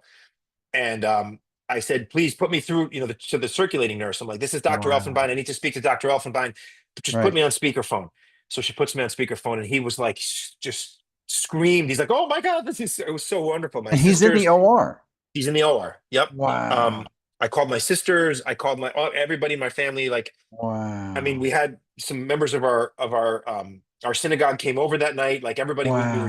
we were up late drinking because we were all so Mm, happy. Um, sure. that was the best day of my life. And Wow. so the government That's appeals, right? incredible. So now I'm facing a second trial. So the AMA, the American Medical Association, the Independent Medical Alliance, the Association of American Physicians and Surgeons, and the Maryland State Medical Society all wrote letters and amicus briefs, which are friend of the court briefs, to the court saying that this is not a crime. He didn't do anything wrong. And they wrote letters to Todd Mm, Blanche, the new attorney general, saying, please drop this wow. case because it's ridiculous. Wow. What's amazing about the AMA is I'm not a member of the AMA, nor have Right. I ever been a member, Okay. and they don't normally get involved in individual cases, but they got involved in my case. Oh, And what's really remarkable about it is they write the rules. There's the it's ICD-10. their codes. It's their codes. Exactly right. They write the rules Wow. the government's accusing me of breaking, and they came to my defense and said I didn't break the rules. And yet they're still prosecuting me. Like you're just like, how is Wow. this even possible? So when was this best day of your life? When was that? Uh December 21st, 2024. Oh, wow. So, Or no, 2023, excuse me. Yeah, 2023. wow. December 21st, 2023. Yep. That's when he Wow. issued this opinion. Yep. If you weren't Jewish, it'd be Merry Christmas. Oh my God. That was best Christmas I'll present of my take life. it. Yes, I'll take exactly it. right. I mean, I'll that was take like, it. whoa. I don't Wow. know if the judge had that thought. Honestly, I don't know. Maybe he was like Wow. holding it back for a day or two because he wanted it to be close to Christmas. I don't know. But so interestingly, Wow. the new trial was supposed to be adjudicated by Chief Judge Berdar, James Berdar, the Hmm. guy that wrote this opinion. Right? About 6 months ago, we get a one-line email from him. One line. I am recusing myself from your case. No explanation. And he didn't Oh, schedule it. A recusal is a very specific thing. right. Why would he do that? He got a horse head in the bed. Yeah, exactly. I mean, what other possible reason could there be? He got a horse head in the bed. Exactly right. He woke up screaming and there's blood everywhere. And there's a horse. 100%. Don Corleone is like, I mean, like it's you cannot make this stuff up. There's a picture Now, of I his heard some people. kids on his windshield when he goes out to Yeah, his car. yeah. I mean, you hear this Wow. stuff and you think like it's a bad Oh my movie or it's a bad God. spy novel or something, but it really Mm. happens. And Wow. the only other option I could think of is that This is North he feels Korea, so strongly that this case is such nonsense that he can't be right? objective, and he feels like that, Hmm. he would give the government more fodder because if he was adjudicating the case, whatever Right. he would do would give them an option to appeal because they would think he's Oh. biased. I Oh. don't know. I still think it's the horse head in the bed. I think it's the horse head too. I agree with you. But it's Wow. just so mind-bogglingly crazy. I Wow. tell this people all the time, but it's so true. I feel like I'm wearing like a tin hat and I'm talking about, the pyramids of Giza, like, aliens coming down from outer space. But this is my life and this is Oh. reality and it's all real. Like Oh. you can't make this stuff up. Fact is stranger than Wow. fiction. Wow. So wait a minute. So you have all these medical associations coming to your defense. He didn't do anything wrong. The judge writes a 93-page. I mean, that's a lot. I Yes. mean, it's I'm not an attorney, but I was married to one for 17 years, and that's like I think that's a lot. I mean, that's just Yep. extraordinary at the very least, Yes, to my understanding. And they're still going after you, like they are. like like with on what grounds? I mean, this is insane. Well, I think two things. One, the Biden people knew what they were doing when they decided to start that snowball rolling downhill. It's the best Oh, analogy I can think of. It's oh, hard to stop the inertia. It's rolling downhill. It's continuing to get bigger and bigger. And right, when the Trump people come in, a lot right, of the low level, mid level people are the same. They don't change. They're right. career DOJ people, Right. and it's just one more case of hundreds Mm. that they have on their desk. So Wow. I need somebody in that administration to stop and just say, look, two things. Is this a just prosecution? Is there a reason to go after this guy? And I Right. would argue, of course not. Right. And number two, is this a good use of our time? Like there's Right. real fraud going on out Right. there. Right. Right. Right. This Right. is Right. like at best a billing dispute over $250. For God's Right. sakes, Right. it's But wait a crazy and minute. it's already been adjudicated. So we run the Trump administration, to my knowledge, tried to address this medical lawfare against physicians thing and came out with some type of executive order or something to Yep. say, stop doing that. S- So what you're speaking of, Michael, if I can paraphrase, Yeah. is on this first day in office, Right. Trump issued an executive order ending the Right. weaponization of government. 2 weeks Mm. later, Attorney General Bondi issued this, then Attorney General Bondi issued this memo, Right. memorandum for all department employees, Department of Justice, restoring the Right. integrity and credibility of the Department of Justice. Oh. One of the things in there is establishing a weaponization task force whose Oh. job it was to find cases exactly like mine or that you're Like, talking why are you about. going after Ron? And there's a bunch of bullet points of cases that they were looking for. Okay. Right. The Right. second page, the Yep. last bullet point, legitimate whistleblowers. And I would Oh, argue I'm the poster child for that. I went sure. on national television. I said they are clearly targeting and trying to kill people because they can't misread the data this badly. There's got to be Right. something to it. They're so Right. incompetent or nefarious going on here. This is I no, it was went on nefarious. national, yeah, national, they're committing a crime. I went Mm. on national television and said that, and I find myself indicted. I am the poster 2 child months for later. this. Yeah. Wow. This Now, weaponization working group doesn't exist anymore. It's gone. They never even met, to what I've oh, been told. Now, I don't know if Donald Trump is aware of that, but this was his wow. order. So the Department of Wow. Justice needs to get their act together and needs to fulfill this obligation that he Wow. told them to do. Yep. Yep. Now, did you have contact with Dr. Ladapo in Florida at all? I've reached out to him. I've not heard from him. I'm Okay. trying to get a hold of him. Yep. I don't know how to get a hold of him. Okay. I Okay. have his email address, but he hasn't responded Sure. Sure. Okay. because he agrees with me about the monoclonal antibodies. That's Him what I and the thought. governor, Yeah. 100%. They were gung ho monoclonal antibodies. They recognized the utility and the efficacy, and they saved a lot of people's lives with that medication. So thank God for Right. them. Right. I wish I could get a hold of him, but I don't know how to. Right. So where is your case at now? So my trial is scheduled for January 11th of 2027. Another trial? Another trial. Yep. But wait a minute. Didn't the judge say, oh, the judge said, in case there's another trial? Yep. He guaranteed me a new trial because what could have happened was they could have remanded the jury verdict. But the judge didn't allow that. He said, no, that's not going to happen. He Wow. said, you're Wow. acquitted. And if they appeal it, at worst, you're going to get a new trial. I don't want a new trial. Wow. I don't, No. that was the worst experience of my life going through that. Like Right. you Oh, think of you're sitting course. there and you think like, I'm innocent. I did nothing wrong. There's no way they can find me guilty. And yet they Right. Of find you course. guilty. They will do whatever they can to make you quote Wow. unquote guilty because that's what they do. And that's what Wow.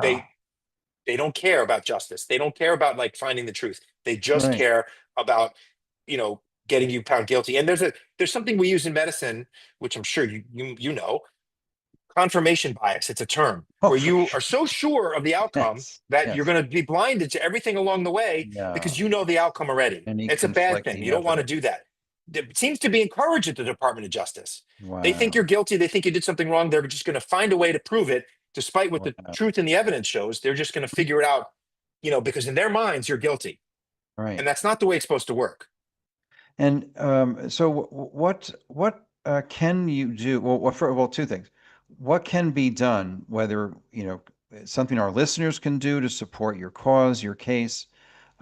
Is there, like, I'm just thinking, is there congressional intervention? I'm thinking Ron Johnson or, somebody to take up your cause. I mean, what can be done before January?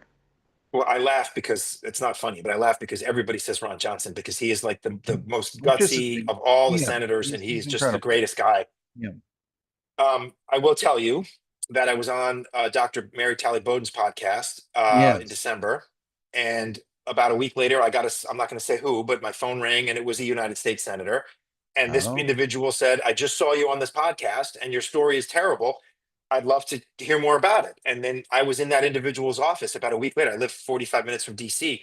So I was oh, in that person's office a week later, this meeting with is that individual and three of their Senator? staffers, United States Senator, about my case. Wow. I can't say the name because I No, don't no, want to out them. of course. That's all But right. but yes. So to answer your question, first of all, you never know who's paying attention to podcasts or alternative media Right. because the Right. mainstream media is so pathetic and worthless Oh, and yeah. awful. People are turning to alternative media. Thank God. Yes.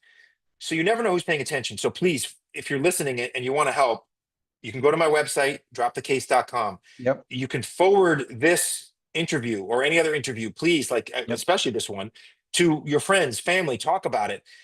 If you know someone in the administration, please reach out to them because you Okay. just don't know who's paying attention. And on Right. my website, like I'll tell you, defending yourself against the federal government, Oh, it's not only awful. is it puts you in a terrible position, but it costs me millions of dollars I don't have. Oh. I will be paying my lawyers for the rest of my life just on trial number one. Now I have trial number two coming up. I don't know how I'm going to afford it. I honestly don't. Wow. Luckily, my lawyers have been very good about it. They basically Right. have said, look, we know you're innocent. Pay us what you can when you can. But, Wow. they still need a retainer to go to trial the second time. Of course. I don't know, I'm Millions going of to come up dollars for the first millions of dollars, Wow. Wow. multiple millions of dollars. Wow. So if there's a give, send, go, if people can give, I'd really appreciate it Oh, for because, sure. this is just so taxing on Wow. your family, your well-being, Of emotionally, course. and of course, financially. How are the I guess kids doing? well, thank you for asking. So the only one that was really spared was the youngest because he still doesn't, to this day, Oh, we've kept it from him. right. The other three we were very honest with from the beginning. We said, look, there's going to be some stuff coming out. I didn't do anything wrong. We're going to fight this. We're going to win. Right. All of them were all well-adjusted straight A students. They all had to go into therapy because of what Oh, happened. sorry. All of them. Oh, boy. My wife too. Right. Oh, Um, wow. I'm looking for a therapist at the moment. I have not spoken to Sure. anybody, but I'm actually actively looking for somebody because I think it's probably a Sure. good idea. Yeah. But yeah, they all Wow. had to go into therapy. One of them, so we have it's boy, girl, and then boy. The Oh, youngest wow. girl would not leave my bed for an entire year. I would Oh, lie in there. So it'd be my wife, wow. the girl, and then me. I would lie there staring at the ceiling, maybe get an Wow. hour or two of sleep, and she Wow. would be sleeping next to me. She would not get out of my bed for an Oh, entire wow. year. And even to Wow. this day, she Incredible. comes into bed periodically. Oh, boy. So sorry. Yeah. Um, Mm. it's brutal. I mean, Well, the as you word, said, the prosecution is the punishment. yeah, exactly. Mm. I mean, I remember finding out the jury finds me guilty. Right. They didn't incarcerate me immediately. They said you go home, we'll wait sentencing. So I'm driving. My wife drove home, Right. and my kids were all in the driveway waiting for us. And I just Oh, imagine telling your kids that, wow. you Oh, know, like, so sorry. yeah, it was horrible. Oh, And they said they could see it on my face when we pulled in because I was mm, obviously teary eyed, and they just like, oh my wow. God. So everybody was just devastated. And Oh, I've always said, like, if you cheat on your taxes or whatever, and they catch you, and you're like, oh, okay, well, I tried and I got caught. Okay, fine. sure, This sure. came out of left field, and this Mm, was pure weaponization because I was trying to save people's lives. and It you is were. so reprehensible and so un-American. It's just words can't Mm, describe it. oh, But I'll tell you, it speaks to a bigger picture, and that's what I was talking about before, right. which is the silencing of dissenting viewpoints, and Oh, right. which is the antithesis of science. Yes. It's science should always be questioning. You should always Right. be asking, why are we doing this? Is this the best option? Is there another Right. option that's better? You should be encouraging that behavior. That's not a Yes. bad behavior. That's the right way to think about things. Right. And this notion that, quote, the science is settled is really makes me mad because it has to be one of the dumbest No expressions such ever. thing. I mean, No you've such thing exited by science. As definition. soon as you say it's settled, you're no longer in the realm of science. Correct. You're in the realm of propaganda. That's Right. exactly right. Right. And that's what these people deal with. They deal with propaganda. Wow. And Wow. you Well, want the next pandemic, you want people like me to step up. I mean, I could have hidden in my absolutely. basement. I didn't have Absolutely. to do what I did. I would have been happy. I would have been fine. Could have hidden in my basement, and none of this would have happened to me. But instead, Yeah. I did the right thing. I stepped up. I tried to You save did. people's lives, and this is the Absolutely. thanks that you get for that. But Wow. what do you think is going to happen the next time? Nobody's going to put themselves in this position because Mm. everybody who spoke out got spanked. Everybody. Yep. Maybe not as bad as me, but they all got spanked. So why would you ever Right. want to speak out? Yep. That Well, sends a yeah, we terrible had message.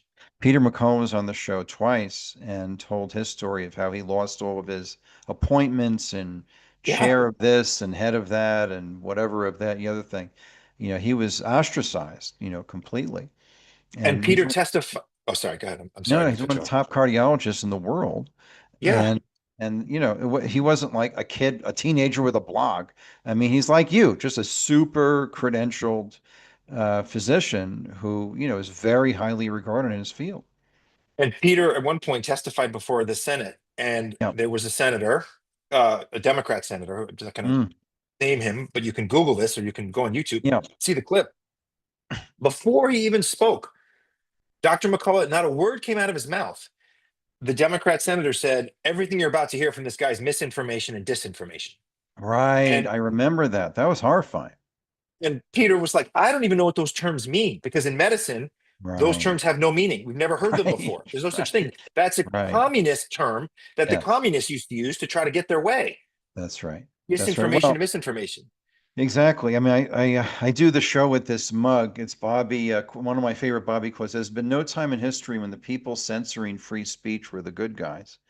And I use this for the show, Ron, because our school was hosted on an LMS, a learning management system, basically a website for hosting your courses, and students can purchase a course. And we have a school for natural health and practitioner training.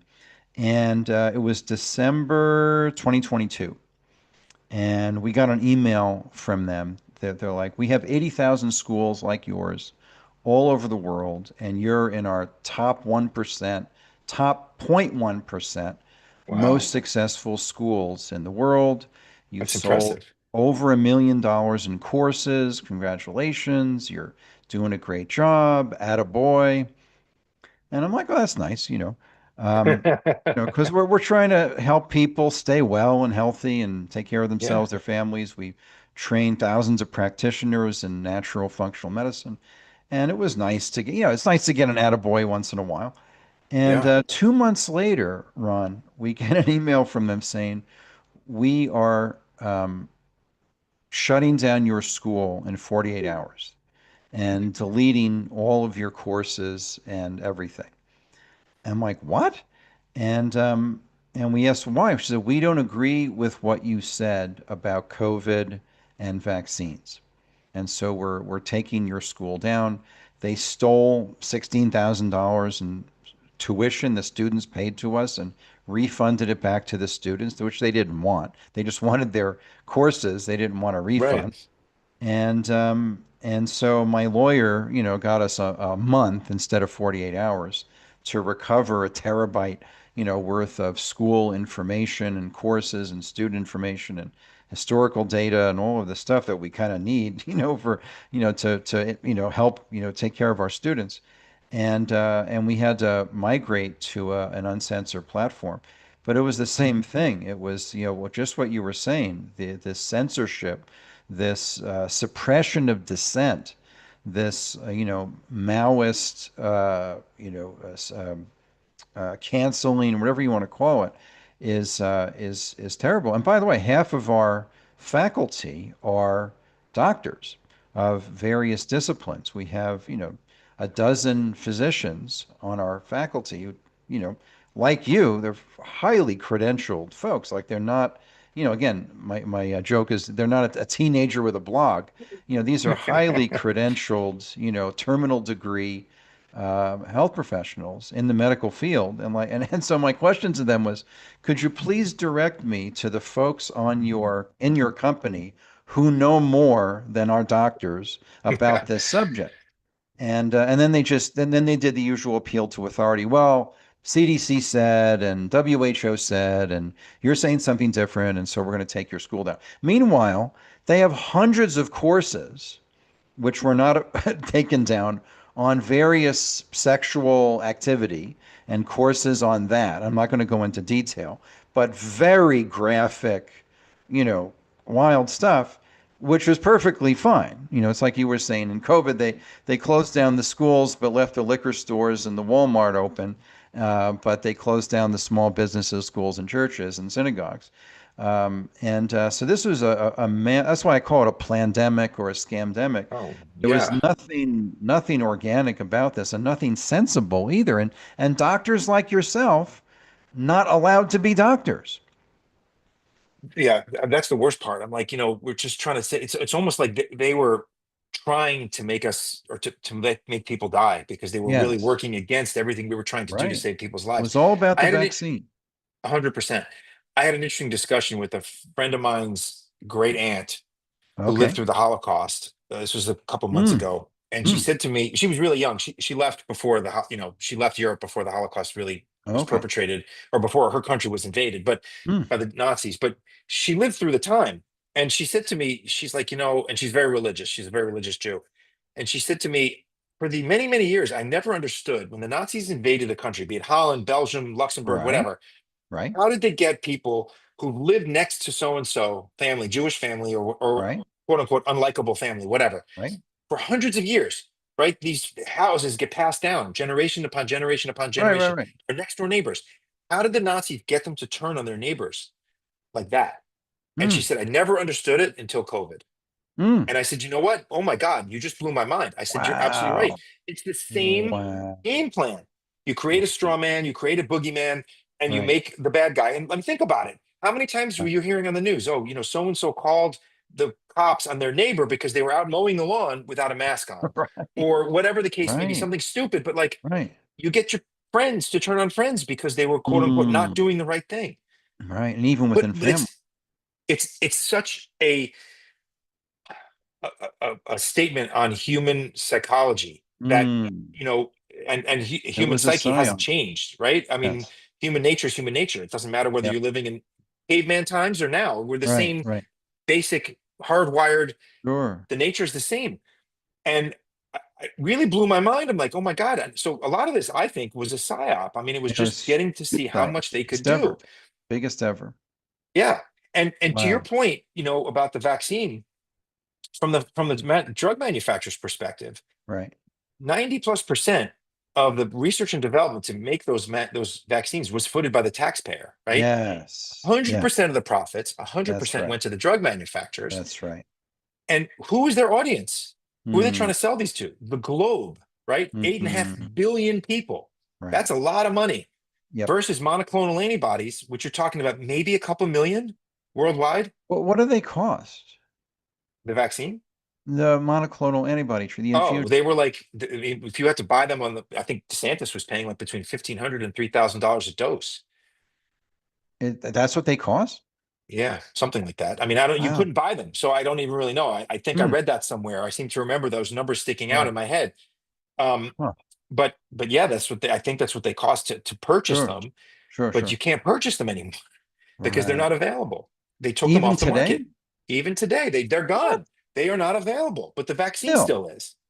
Wow. Actually, I That's misspoke. So crazy. there's one monoclonal antibody, but it's almost impossible to give to anybody because the criteria are Regeneron or so something. onerous.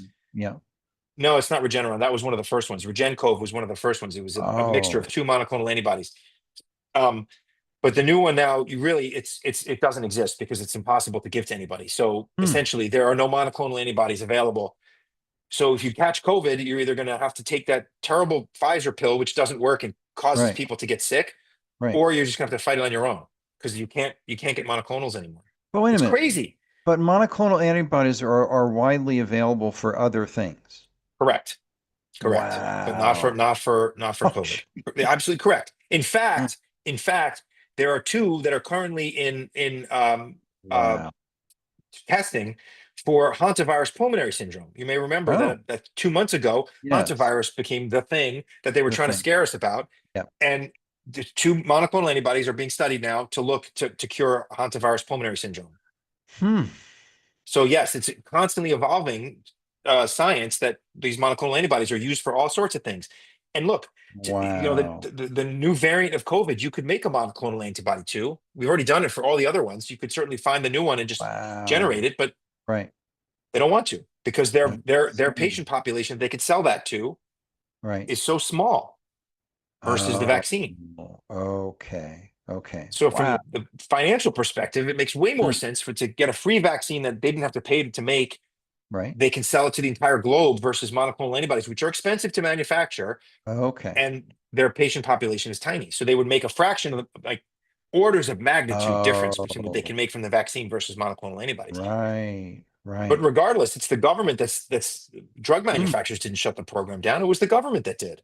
Well, this is such a terrible example of, what's called the deep state, of these bureaucrats and lifelong employees of the government that remain regardless of the change. Like I get it, why in the Biden administration they went after everybody who questioned the official narrative, including yourself. You're like, hey, I got an effective treatment. Oh, wait a minute, let's go You after can't this have guy. that. Yeah, Right. yeah. But now we have a new administration, quite different, but these folks are still there and still going after innocent, like amazing physicians like yourself, even though it's a different administration. So this is, people, oh, the deep state's not a thing. Actually, it is. I mean, we have Oh, the department, the DOJ, we have 4 million government employees, a little bit less now, and most of them are still there, even though, we have a different administration. it's interesting you said. I was just having a discussion with someone before a couple hours ago this morning Yeah. about Fauci, and people were saying, "What do you Uh, think about Fauci?" I'm like, he deserves to be prosecuted because he definitely Genocidal psychopath. lied and he committed Yeah, crimes. absolutely. But the problem that I see is that he is the face now of that, right? So they're going to prosecute Right. him some way, and everybody else is going to get left alone. So he's going to Oh, become the fall guy, and that cannot happen because the deep mm, state is the one that really needs to be held accountable. right, All those people below him right. that implemented what he said, that Yep, fed him all this quote unquote data, right, because he is just a product of the administrative state. right. 6 different As soon as he leaves, there's 50 other Faucis that will take his place, right, right. and they just that the administrative state exists to do that. And you think about like go back in time 20 years. Okay, it was Ebola, then it was MERS, then SARS-1, Zika virus, Right. swine flu, COVID, all these iterations of these viruses that we were told every single time the world is going to end. This is going to Right. kill everybody. Well, and what happens? They get more Right. funding. And then the Yes. next year, there's a Yeah, different virus. What happens? They get more funding. That's right, how this game works. right. So the problem isn't necessarily the Faucis of the world, although I'm not giving him a pass. He deserves to get prosecuted, but For sure. it's just the way the government is set up. That's that administrative state. There's so Mm, many of those people and they all just keep getting more and more and more and more money. And when they get more money, they get more power Yes. and they get more control over our lives. And Right. this is what cannot be allowed to happen. That needs to be scaled back. I mean, just look at what Well, yeah. what Ron Johnson, is uncovering on a daily basis. All Right. the fraud and the abuse and the BS that's going on, that the lies and all these signals that they saw, they just buried Right. them. These safety signals, they saw them all. They're not Yep. idiots. These people aren't stupid, Yep. but they didn't act on them. And any rational right. person would have. And So the shots I are still think available, the shots are still available. which is insane. Yeah. Completely insane. Completely Wow. insane. And Wow. interestingly, to your point, so the argument was that the monoclonal antibodies weren't going to work against the new iterations of COVID. Okay, that's what they used to said to shut it down. But Okay. how is that possible when the vaccine kept working? Because COVID was evolving, which That's is a true, good it was. That's There's a the good Delta, point. there's the Alpha variant, Mhm. there's the Yep. Omicron. Okay, but the Sure. vaccine was the same vaccine we started with that went for a while and it kept working. So Mm. I had never seen any data that said that the monoclonals we had would not work. They Right. never produced any. They just said it's not Right. going to work. But you're going Right. to take these people's word for it?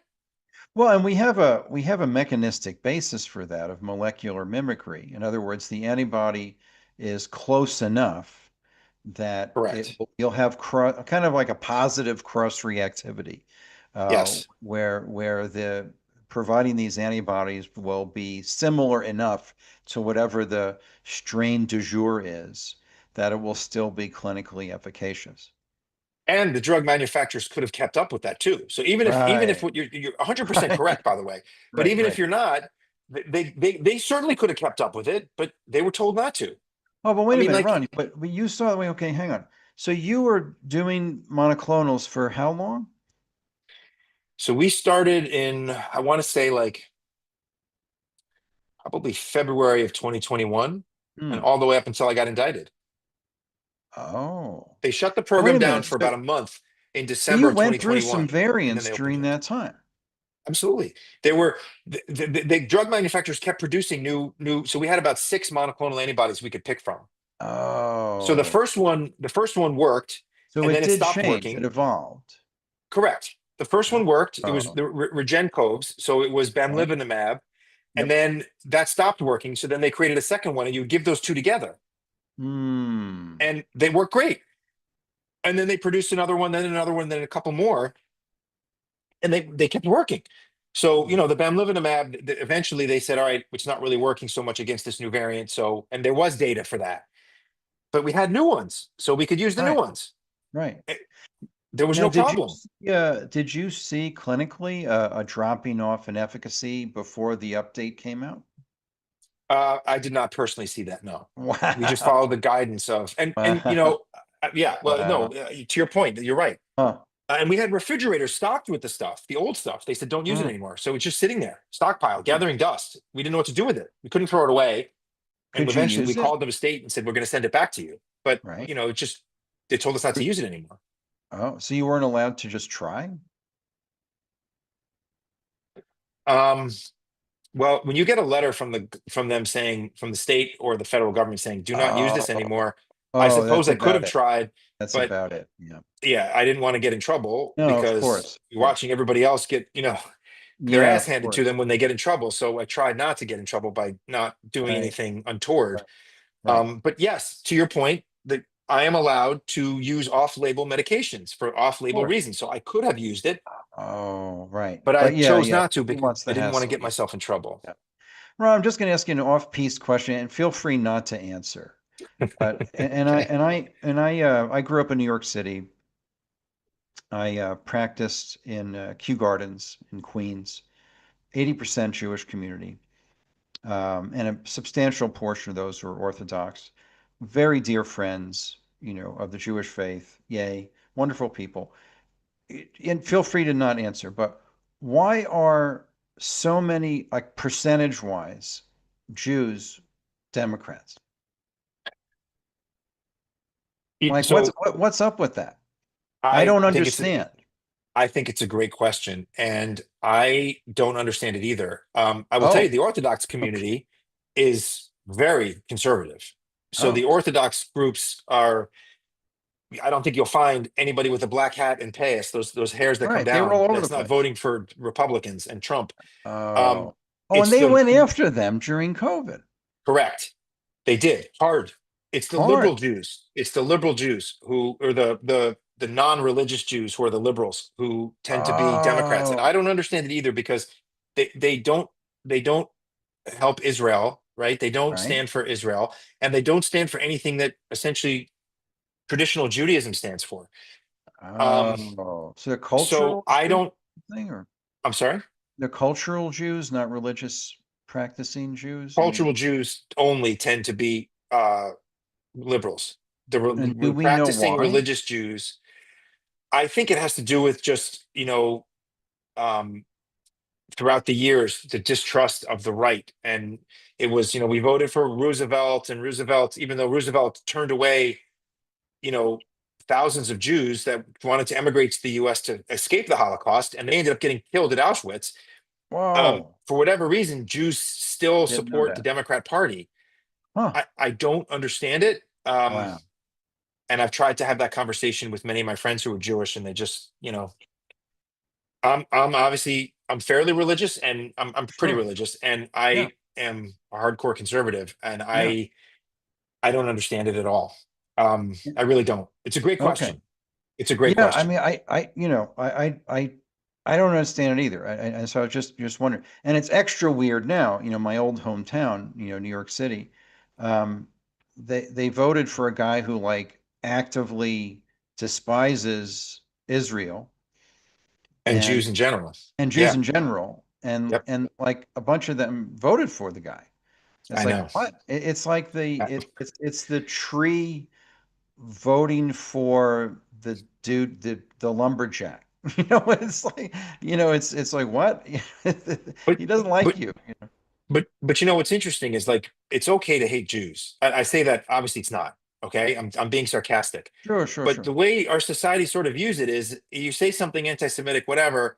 If you had said the same thing about a black person or Hispanic person, Right? you'd be hit with a DOJ, charge, and everybody would be calling for Oh, your head. But oh, somehow it's okay when it involves Israel or Jews, right? Like Israel's the only wow. country in the world that somehow is not allowed to defend itself. Right. And if they defend themselves, I don't want to get down this other rabbit hole, but No, like it's okay. We go there. if they defend themselves, they're awful people and they're committing genocide. I'm like, obviously Yeah. people don't understand what the word genocide means because they throw Right. that term around. Oh, easily. But these, just imagine if that happened here in the United States, like if Mexico had done what Hamas did. I Right. mean, Right. we killed more civilians in the ratio of combatants to civilians in Afghanistan, in Iraq, was Right. way higher than it is in Hamas Yes. in Gaza with Israel, Yeah. way higher, and Right. nobody cares. Nobody And says a word about that.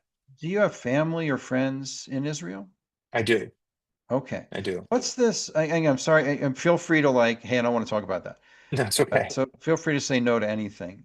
But what's this whole like genocide claim that there's this genocide happening in Gaza and the Israelis are terrible people and they're murdering children and it's genocide of the Palestinians? Like, what is that about? I don't I know. mean, I mean, I think people there. yeah, I mean, you want to blame someone, you blame Hamas. They're hiding behind civilians. Exactly. They're hiding in the basements of hospitals. They're hiding in the Right. basements of schools. I mean, this Schools. has been shown. It's not like Right. It's some not crazy a conspiracy whack theory. theory. Yeah. There's evidence of this. So I think it's just because people are uneducated and they're ignorant of things. And when you say something, I mean, Goebbels, right? You say something enough, it becomes fact. If you say it Right. enough, you convince Right. people that Israel's evil and they're committing genocide against these Mm, poor, innocent civilians. And yes, look, a mm, lot of them are poor and innocent. And it's sure. a shame whenever any innocent person dies, Of 100%. course. Of course. But Israel has done more than any country in the history of the world to stop the death of innocent civilians, not Right. cause it. Right. But that's an unfortunate byproduct of a war they did not start. There's a Yes. great quote by Benjamin Netanyahu. He said, if Hamas lays down their weapons tomorrow, there's peace. If Israel lays down their weapons tomorrow, there's no more Israel. Like they Right. actively call for the destruction of all Jews. That's in their Right. charter. Yep. Hamas. From the Yep. river Yep. to the sea doesn't just mean they want to control it. It means they want to remove all Eliminated. Jews from that area, from the Jordan River to the Mediterranean Sea. Right. That's genocide. That's genocide. Killing Yeah. everybody who lives there. I Right. mean, it's just you can't have a rational discussion with people who don't want to think rationally. That's the problem. Mm. Mm. Um, I mean, this whole Jews for Palestine thing is just surreal. Like what? uh, uh, or gays for Or the they're like gays gays for for Palestine. Hamas. Like Yeah. I'm Yeah. like they Try would throw being you from they gay. would kill you so fast. They'll throw you off a roof if Right, you're gay. right. Well, they'll drag you behind a motorcycle till you're dead. It's amazing. It really is amazing. But I don't get it. I think Yeah. it's just Wow. people are you speak to the Oh. lowest element you can to try to convince people, and Right. I think that's what they do. It's just Oh. propaganda. Wow. Wow. It's just been strange to me that the that folks who identify as Jewish, to use the common parlance, are supporting stuff that is actively anti-Israel. I just don't get it. Yeah, I don't get it either. But you could make the same argument. People were actively voting for the last administration, who was actively trying to kill people and withhold life-saving Oh, treatments. right, Right? right, I mean, you can make the right. same argument. I mean, it was clear Yes, at the time even that like they were actively working to suppress everything that was possible as an alternative and only have right. one narrative. And the Biden people were working to suppress that, and people still Mm, came out and voted for Kamala Harris, even though she was part of right, that whole cabal. right, right, How do right. you explain that? I mean, Wow. I can't. Mm. Now, do you They just have? because they hate Trump. Yeah, I know. It's yeah, it's just bizarre. It's like this TDS thing is like kind of strange, you know. Yes. But do you have friends who are observant Jews who are not, liberal Democrat type folks? Who are not liberals, who are Right, conservatives. right. Yeah, all of them. Everybody that I know Oh, that's a religious Jew is a conservative. I have not met a single wow. religious Jewish person. uh, I will couch that. I say most of the Christians that I know are very religious. Also, are very conservative. Oh, There's a okay. very Right, few who are ultra religious Christians or Catholics right. that are liberal. But I've never met a hardcore Orthodox or very religious Jewish person Yes. who is liberal. I've never Wow. met that person. I'm sure they exist, but I've never met one. Yes. Wow. That's very telling. I appreciate that. So, are you up for a question or two, and then I'll just ask you for any final thoughts. Sure. Yeah, of course. Always. Paula, let's see, this is from Paula. Wasn't Trump also given a cocktail including hydroxychloroquine? Trump was not, to my knowledge, was not giving hydroxychloroquine. He was given Oh, monoclonal antibodies. I don't okay. know about anything else. And I know that Right, as soon as he got whatever else he got wasn't right, working, right. and they gave him the monoclonals and he was better like an hour later. And that's what stuck in my mind. And that's what I was watching on television. And that's what struck to Wow. me. It was like, why are we talking about anything else? This is what we should be focusing on right there. Right. I don't know. I'm 99.9% sure he did not Sure. get hydroxychloroquine or ivermectin, Okay. but Okay. I can't speak with definitiveness. Yep. Yep. I'm sorry. Okay. Well, no, that's fine. That was the one question. And I just want to, this is your website, stopthecase.com. Or drop the Drop case. the case. Drop Yes. the and it's in the chat. And what are folks going to find here, Ron? Well, so I tried to be as transparent as possible, and I Yeah. think everything is there. And people can reach out to me if you have any questions. I'm happy to answer questions. I'm happy to talk to people. Yep. There's a timeline. I think it's This is a actually very great easy to website, read. by the way. Yeah. Yeah, thank you. I had a friend of mine make it for me. She did it as a Great favor. job. Great job. Yeah, thank you. She did a great job. And these are all the documents I was telling you about, right? Mm, Right here on the page right now, are all the it's different groups that incredible. have come to my defense. And I posted these so people Mm, can see them for themselves. I'm yes. not Yes. speaking in hyperbolic terms, or I'm not speaking Right. in, Right. this is real and it's right there. And this is the timeline of what Mm, happened.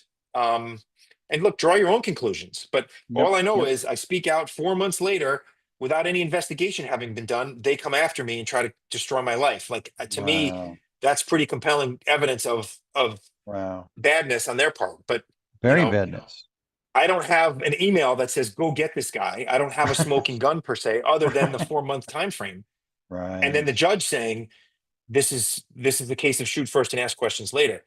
Mm, In the top right hand corner of the yes. web page, there is a button people can where the Oh, give good. send go is. So if people Oh, can great. afford to give, I'd really For any appreciate it, amount. because Yeah. Wow. yeah, as I said, this has been a life altering for my Oh, whole sure. family Hmm. event, and it's nearly bankrupted us. So Oh, so sorry. yeah, thank you. I don't know how we're going to pay for a second trial, but I mean we'll figure that Wow. out as we go. But Yeah. yeah, Wow. and the government knows that. That's why I think the numbers like Oh, 96% of people that they come after plead. You wow. know, they'll say, "Oh, it's because everybody's guilty. We don't go after innocent people." That is nonsense. They Right. plead because they know that their life is going to be destroyed and they're going to get bankrupted. I mean, Michael Flynn is a Right. perfect example. General Flynn. Yep. Yep. Not only did you know why he pled? Because the government, this is extortion, right? If anyone Mm, else did this, they would be behind bars, but the government's free to do it. They right. said to him, either you plead guilty, and they didn't deny this, by the way, and it's public knowledge. Either you plead guilty or we're going to indict your son, and your son's going to What? go to jail too. Oh, So he said, no. well, I don't want that to happen. So he pled guilty. Wow. They did Wow. not That's deny that. In fact, insane. James Comey bragged about it. Mm, mm. I mean, Well, a that's a sickening, crime. it's totally crime. I mean, a sickening thought for me, Ron, is like my taxes went to prosecute you, which is just, Yeah. which is such a terrible thought. Like, Well, I appreciate that, Michael. But even worse than that, when they came after me, I had to write a check to the IRS because I owed them some money, and I'm like, God, I'm writing these, you know what's a check. They're destroying my life, and I still have to pay them. You know, Wow. so yes, Right, I right. made me sick to my stomach. Oh, wow. That's Yeah. terrible. Wow. We're just going to see if we'll do last call for Dr. Elfenbein. Any questions folks have for him? And Paul is saying, after watching this interview, I now understand my sympathetic nervous system. My heart is racing, my hands are cold, I have a slight headache. Yeah. Oh Well, boy.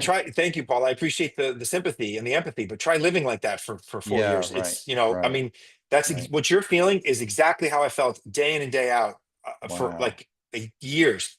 It's wow. awful. So I Oh, appreciate the empathy. yeah, for sure, People for just sure. don't understand what they do to you and how Oh, they it's destroy your horrible. life. And It's it's like horrible. nothing to them. Mm, They just do it at the drop of a hat. But mm. again, the dissenting thing, like, look, if they did this to President Trump, right? They They did this did. to me. Why Yeah, would they not do it to you, the right, listeners? If they don't right, like you, they don't like what you have to say. Why would they not use lawfare against you? I'm not right. saying the Trump administration, but some future administration or Sure, whatever. sure. Why not? It Mm, works. And they've done it so many times. Why not just mm. keep doing it? Because Yes. they can and they will. This has Wow. to stop because it's just the most It has to un-American thing, stop. and it silences Yes. dissenting voices. And that's the real problem, is Mm, that you have no people getting up there trying to right. stop the evilness that's going on. Yes. Yes. Oh, incredible. Whew. Well, we're going to keep you in our thoughts and prayers, Ron. Encourage our listeners to support Dr. Elfenbein in his legal battle against these unjust charges. Completely absurd, but it's happening, and possibly, well, at the moment, a retrial in January. So anybody who knows anybody in the administration, the government, anywhere, we do all we can to help Dr. Elfenbein. Ron, any final thoughts to feel complete for today? Anything else you want to share with our listeners? No, I really appreciate the opportunity to come talk to you and talk to your listeners. And it's very cathartic for me to talk about this. So the more Oh, times I'm I talk about it, sure. the better. It just I'm every sure. time I talk about it, I feel better and better. Um, Oh, good. I mean, it's like a PTSD, Oh, totally. truly. Totally. And it's yeah. Mm. So no, I just really appreciate you giving me the opportunity, and thank you, Oh, and everybody. Thank absolutely. you for your kind words and your thoughts. And Oh, of course. um, but this can happen to anybody. I think that's the most important take home message. It can happen to you. It can happen to anybody. And the other thing is, when you read the DOJ press releases, don't necessarily Yes. believe them. It's just one Right. side, and they tell you Right. not to speak as the defendant. So Mm. it's just they get to put out whatever they want, whatever narrative they Mm. want to say. You don't get to say Right. anything. So Right. you know, Wow. um, it's oftentimes not true. Mm. Well, Ron, Um, anytime you want to come back to the show, share updates, anything else you want to share with our listeners, the door is always open. We'll always fit you in anytime, anything we can do to help you. Thank you, Michael. I really appreciate that. Thank you And so thank you, much. Ron. Dr. Ron Elfenbein, thank you for your time today and sharing your story of this, the Injustice Department. going Yes. after you in this really evil way. And we wish you well and Godspeed and to prevail yet again in this legal fight. We're with you. Thank you. Thank you, Ron. Okay, well, just incredible story, that this is happening in, modern America, that this would be, this evil persecution of an innocent physician who saved countless lives, just being a good Yes. doctor. Boy, oh boy, which is just terrible. Yeah, Oh, thank you. no, It's absolutely. So we're going to just change gears a little bit. We have just a little bit of good news, certainly, in a different subject. This just happened a couple of weeks ago, and the president signed an executive order related to vaccines, a subject we talk about constantly, of the more harm than good vaccine schedule and the genocide jab, as we call it, the COVID injections, the murder weapon, the poison death shot. And so I wanted to just give folks, it was a pretty big deal. And I'm going to give folks the link to that so you can read it for yourself.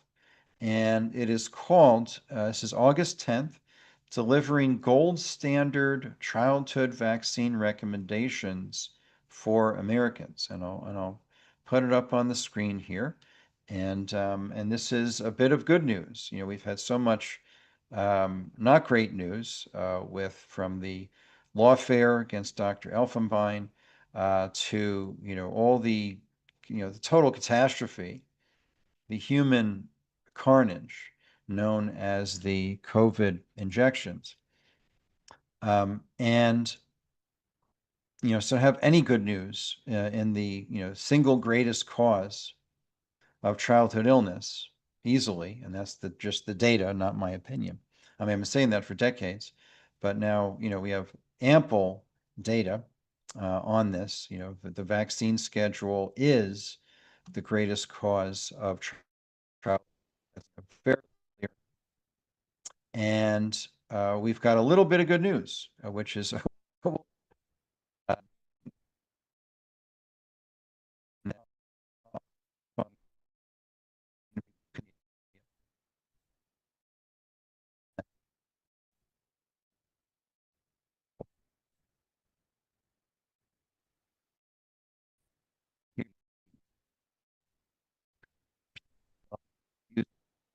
about it that you may find helpful. But here it is. This is here it is, Delivering Gold Standard Childhood Vaccine Recommendations for America. So we've got a few things. One is separating the MMR vaccine. That's a Merck product, and which is a good thing. And to separate those, that was the data that came out of England in 1998, that when these MMR was given separately, there were better, less adverse effects. And then we have other aspects of this, and maximizing parental choice. Now, this is a state issue, but the government is strongly encouraging all states. There are 5 states with no vaccine exemptions. It's vaccine mandates, forced vaccination in about, I think it's 5 states currently, where there are no exemptions to vaccines. They say, oh, there's a medical exemption. Well, good luck being a physician who writes a blanket exemption to all vaccines, and they are going to be persecuted by the medical mafia for doing that. So there is a policy now to preserve religious and medical exemptions, and the religious would be, and also philosophical exemptions are sort of implied, which are still, available in many states. So what does this all mean? It's definitely a positive thing. The CEO of Children's Health Defense, who we've interviewed a lot of folks from there who have been on the show. I've been on many of their shows over the years.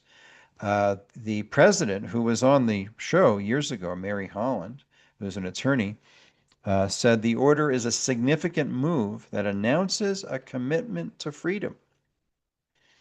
And Dr. Jane Orient from Association of American Physicians and Surgeons, who, not surprisingly, are supporting Dr. Elfenbein, said the order is a positive step and will stimulate a lot of debate that is now being squelched, right? So suppressed debate. I may have mentioned, or I did mention in a previous shows, I taught my 12-hour seminar on vaccines and the immune system, questioning the overstated benefits and revealing the understated risks of the childhood vaccine schedule, and how a 25-year pediatrician came up to me on the first break after hearing me, share all this for 2 hours of what people are not being told about vaccine risks, lack of safety data, lack of efficacy outside of laboratory efficacy of antibody titers. And he said, I've been a pediatrician for 25 years. I want you to know 2 things.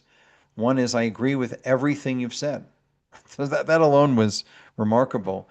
And then he said, I want you to know why my colleagues in pediatrics do not question the government and AAP, American Academy of Pediatrics, recommendations. And it's because, and he said 70 to 80%, usually closer to 80%, of our total practice revenues are derived from vaccines. So we have an incentive to not look for conflicting data that questions the vaccine dogma. As Aaron Siri, says in his book, Vaccines, Amen, is what I've been saying for decades, that it's a cult. The vaccine program is a cult. How do you know that? Well, questions are not allowed, right? Anytime you're not allowed to ask questions, you're dealing with something, it's not science. Science is the act of asking questions and making observations and to come up with the truth of the matter, which evolves. It's not a fixed, static, settled thing ever. But that's how you know that it's a cult. You can't ask questions. You can't question the dogma. You will be persecuted if you do. And an external authority is in control of your life, right? In this case, the government, usually state health departments and county health departments, have more control over your life in this way than you do. Another way you know that it's a cult. Your agency, your ability to act in your own self-interest and in your own best determination for yourself and your children is removed. And that's very cult-like mentality and behavior. So this is, it doesn't immediately change the vaccine schedule. It helps take a step to conform the vaccine schedule to European countries that vaccinate about 2/3 less, but have better childhood health outcomes. And that there should be a conformity, and it was based on the recent HHS study, that there's no reason to have a bigger vaccine schedule than other highly developed countries in Europe and Asia, and that it's very positive. So this is, as Brian Hooker, who was on the show 3 times, Chief Scientific Officer at CHD, the order is filled with so many positive steps towards ending the chronic disease epidemic in the United States, an issue the previous administrations kicked down the road for over 25 years. And make sure you get a copy of Dr. Hooker his book that he co-authored with Bobby Kennedy Jr., Unvax, Let the Science Speak.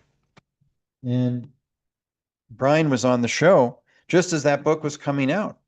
And he said, Bobby and I thought we'd find 5 or 6 studies comparing vaccinated to unvaccinated kids, and we found over 100. And they all said the same thing. Unvaccinated kids across the board, without exception, are far healthier than fully vaccinated or even partially vaccinated kids. So that's a positive thing. So this is a big deal. And these are executive orders. So this can change, if the administration changes. Forced vaccination happens at a state level, and that's still, where a lot of the action needs to happen is at a state level. And but it is a very positive step that is a good thing that will be in place until there is a opposing executive order, which can happen. And so that is a good thing. So it really is a state idea that needs to be addressed. So it's a positive step, but it is, again, the action is at a state level. It's very important. So that's that. Now, the president directed the Department of Justice, which in Ron's case is the Department of Injustice, to investigate states that may be that are clearly violating parental rights and religious freedom. So that is a good thing. You can't have a federal constitutional right to religious exemption, but the DOJ can investigate states that are violating parental rights, and that's an important thing. So, very positive step. There are states that have there are 5 states currently that have banned religious exemptions. That's a very unconstitutional but also immoral thing.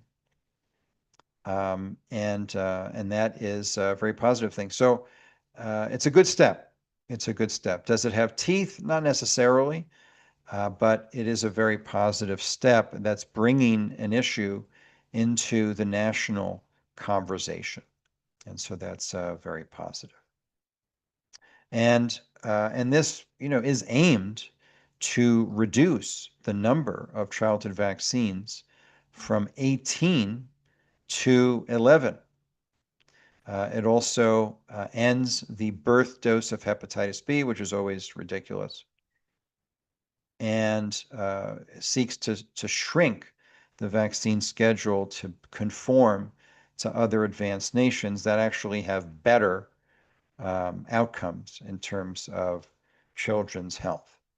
So that is a good thing. That is a good thing.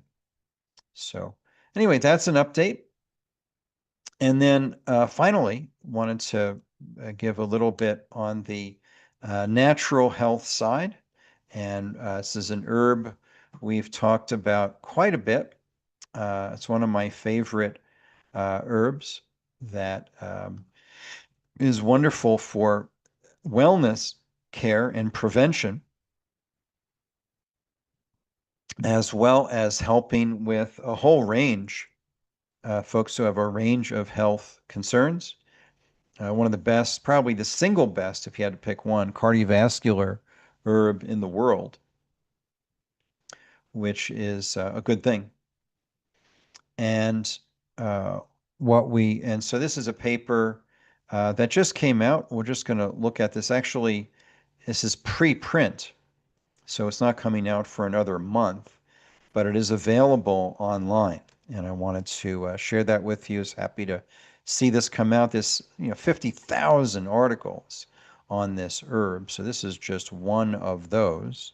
But it's a new one, and it's nice to look at current research. And this is something very practical that we can apply, which is always important, instead of just being theoretical. But here you go. This is published in Journal of Ethnopharmacology. It's a great journal. They publish a lot of herbal research.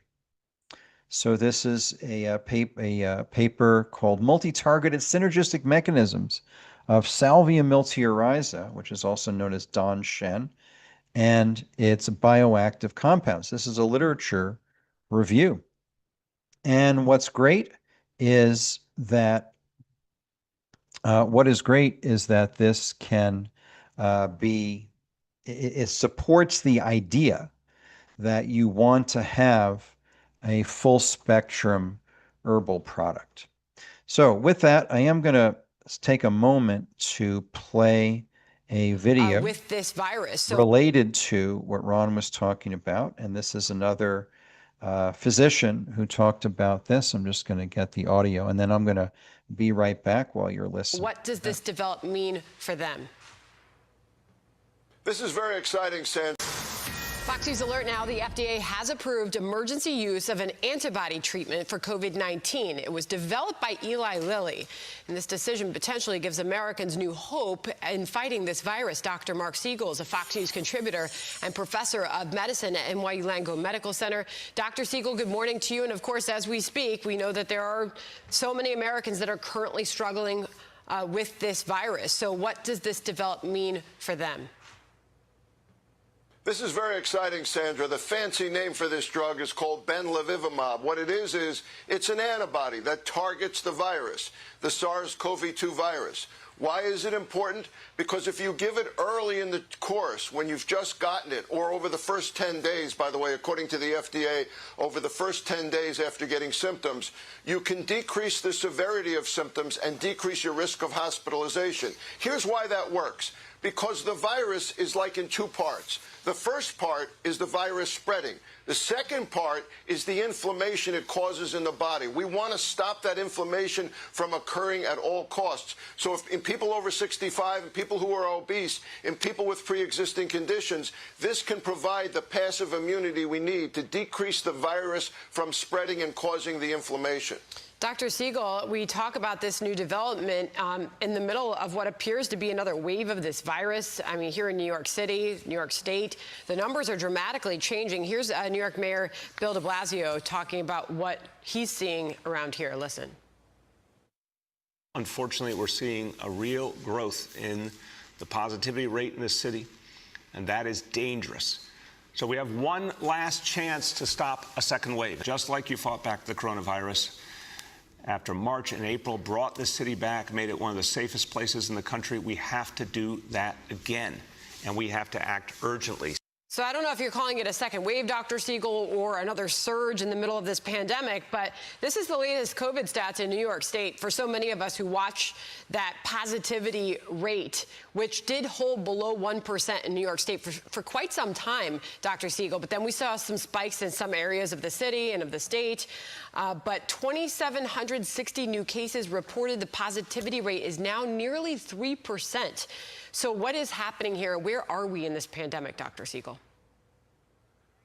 Sandra, I don't think that can be ignored. I think we've seen outbreaks in Queens and Brooklyn from people congregating too close together. I think that sparked it. I think people are bringing it to New York from other areas. I think that there have been large gatherings going on in New York over the past few days that haven't helped. I don't think people are distancing enough, and I don't think people are wearing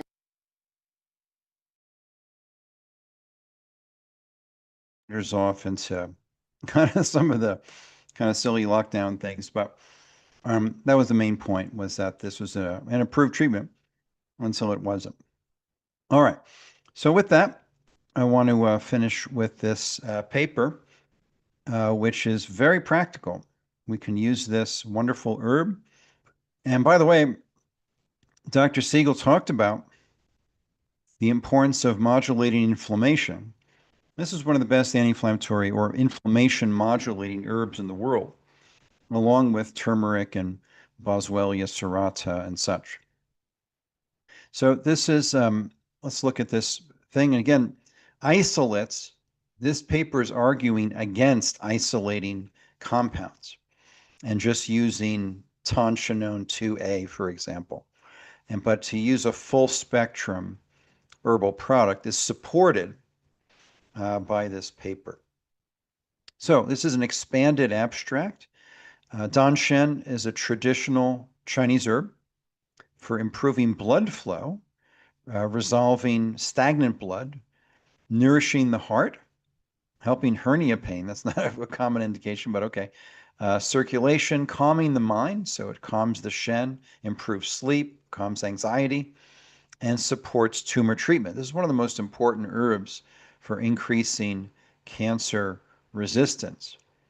Extensive research has explored the potential of this herb in treating cardiovascular disease and neurodegenerative disorders and cancer, which is very true, and it does it incredibly safely and well. So this is a review, so a literature review article, and they looked at 15 years or so of papers. So there's a lot of research before that, but it's good. And this is what the literature says. This herb helps to regulate inflammation, cell death in cardiovascular, stroke, cancer, embodying the modern connotation of treating different diseases with the same method. That's straight Chinese medicine. We have a saying in Chinese medicine. And oh yeah, and I also wanted to give you what the Children's Health Defense article was excellent on Dr. Elfenbein's case. So I'm going to give that to you as well. It's in the chat. And okay, and you have that. And then if you want to read more about the vaccine executive order, I'll put that link in here as well. If you want to learn about that. Again, a positive step, obviously more to do, but it's certainly a positive step. And then this is the link to the interview we just saw an excerpt of. Wasn't able to find the Ron Elfenbein interview on Fox, but I'm sure you will be able to find that. And then here again, just to add it to the chat, is the his dropthecase.com website. Okay, so let's get back to this paper. Okay, and here's the punchline here. And this is what the literature says. And we can just do this now if we just look at Google Scholar and put in Salvia miltiorhiza. 64,500 articles. We'll take out the citations. You still have 59,000. So about 60,000 articles, including tens of thousands of studies on this one herb. It's one of the most researched herbs in the world, easily. I think the most researched herb is garlic, but anyway, incredibly well documented, well researched herb in the literature. So here is what the literature says, that this herb combats atherosclerosis, affects cholesterol metabolism, inflammation, vascular function. It's one of the most important microvascular herbs. Ameliorates brain damage, neuronal damage, affecting amyloid metabolism and neurotransmitter signaling, has an anti-tumor effect by supporting balanced ferroptosis and apoptosis, blocking metastasis, resolving masses and lumps, and it is just an amazing herb. And so this herb is exceptional in cardiovascular protection, neuroprotection, so nervous system and brain, and anti-cancer activities. By the way, it goes far beyond that in terms of lung and kidney and liver issues, anxiety, insomnia, just having good blood flow. That's what the Beamer device does. And they've got a little picture here of some of its functions and what it does. This is also, it's not listed here, it is a NRF2 cytoprotective herb as well, which is a big deal. helps to reduce blood clots, which causes half of all disease and death are caused by blood clots. And so they're sticking to this triad, which is very good, of brain, cardiovascular, and cancer, and just add to that lung, liver, kidney, and you'll have a more complete list. So it's a wonderful herb.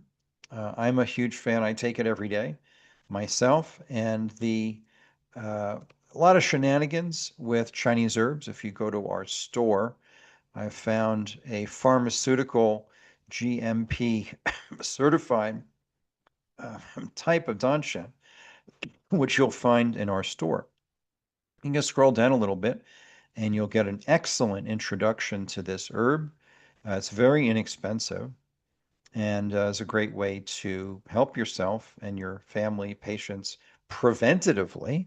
And the literature says, as we just read, if you know someone with cardiovascular issue, cancer, brain, sleep, Alzheimer's, Parkinson's, autism spectrum, anxiety, we have very good evidence on this herb being a very safe thing to try. It's not saying that it treats anything, but the literature suggests that it would be an option to try. There's a 26-minute video here and 4 of my favorite papers out of the 60,000 on this herb. And what I do with patients is preventatively, and what I take myself is 3 a day of the capsule. And if I'm using it to support a patient with a specific issue, I'll typically use 6 a day, very modest doses. That costs less than $1 for 6, less than 50 cents for 3 capsules. And so corrective and therapeutic use, 6 or more per day. I've gone up to 12. And preventative dose, what I do myself, is just 3 a day. It's a wonderful herb. You'll find this in our store. It's very inexpensive. You'll know you're getting the top quality product that's available because it is pharmaceutical GMP certified, which is very unusual. And then, so into this herb, it's one of my 3 favorite Chinese herbs with Chinese wormwood and Schisandra, and others too, that we have a whole course just on this one herb, which is wonderful. You'll know more about this herb from this course than most practitioners, and even professional herbalists in some cases anyway, who are maybe not as familiar. So that's that. We've got a question here. Can red sage help for dilation of the aorta? Can you show where on your website to purchase? Yeah, it's right here in the store, Dr. G. I'll put it in the chat again. And it's also on the watch page. Yes. Well, yeah, the research suggests that this would be an excellent choice for anything vascular at all. This is one of the best herbs for promoting endothelial health, glycocalyx health, microcirculation. It's just remarkable. And this is what I combine with the home use, ideally, but at least in the clinic, of the BEMER device, which is a circulation enhancing home care, or just even in the clinic if they don't have it at home, device. So, which is the most effective intervention in the world for improving microvascular blood flow. So they're a perfect pairing together. And if you look at this store page, I'll put this up on the screen again. You've got a couple of papers specifically to your question, not so much about the aorta, but about the vascular system in general. So we have cardiovascular effects of Danshen, a golden medicine in cardiovascular therapeutics. Those are 2 of the tens of thousands of cardiovascular papers that are in the literature. So this is one of the most validated, proven, research-backed interventions of any kind, not just herbal, in the world. So we have 25,000 articles on just the cardiovascular benefits. So this is has more data supporting its use than most pharmaceuticals. 25,000 articles and studies is quite a bit. So, wanted you to know about that. Use Donshen preventatively. Patients consistently report feeling calmer, happier, they sleep better. It's really remarkable. So, so there it is. Okay, yeah, and Sabine, happy to help. I'm not going to read that, but yeah, happy to help in any way I can. And let's see, I think we've covered all the questions that came in, I believe. Oh, how do you deal with cellulitis and how to rebalance gut microbiome after multiple rounds of antibiotics? Yeah, well, I can speak to one case study from a teacher of mine. He's one of the greatest herbalists in the world. Kerry Bone had a patient, I don't know if it was either staph or strep cellulitis. And this patient had been through hospitalization, oral antibiotics, IV antibiotics, all kinds of treatment, everything that Western medicine could provide. And it didn't help. The patient was still incredibly ill. And so this was a bad situation, a very bad situation. He was basically, they said, we can't help you. You should, just go home and get your affairs in order and hope for the best. He was kind of sent home after everything Western medicine could do for his cellulitis was unsuccessful. So what he gave the patient was this one herb in large doses in a liquid form, which we can also send you if you would like the liquid. It doesn't work better, it just works faster. The liquid gets absorbed very quickly. So you can always send us an email, support@michaelgaeta.com if you'd like the liquid. But this is the tableted version of this herb and pretty heroic doses. It was a bottle a day, 200 milliliters. Standard doses 5 to 7.5 milliliters per day, which is 1 to 1.5 teaspoons a day preventatively. And this was not, 7.5 milliliters preventative, it was 200 milliliters a day in this life-threatening cellulitis. Extremely painful. And save the patient's life, perhaps, maybe, because he was 50% better in less than a week. This is after all drug treatments had failed.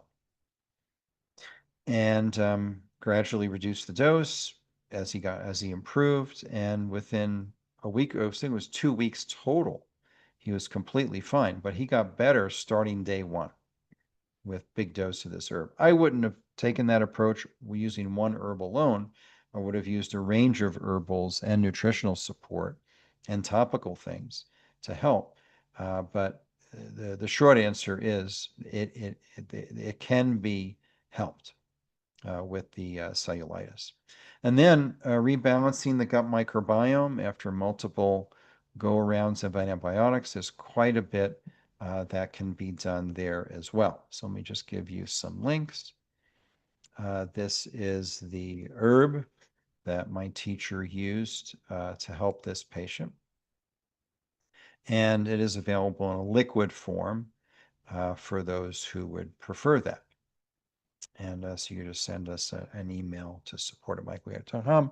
And it's the same thing, Echinacea Premium, the best echinacea product by far on the planet. There it is available in a liquid form. So the other thing for restoring the gut microbiome, there's a lot of things that can be done to help with that.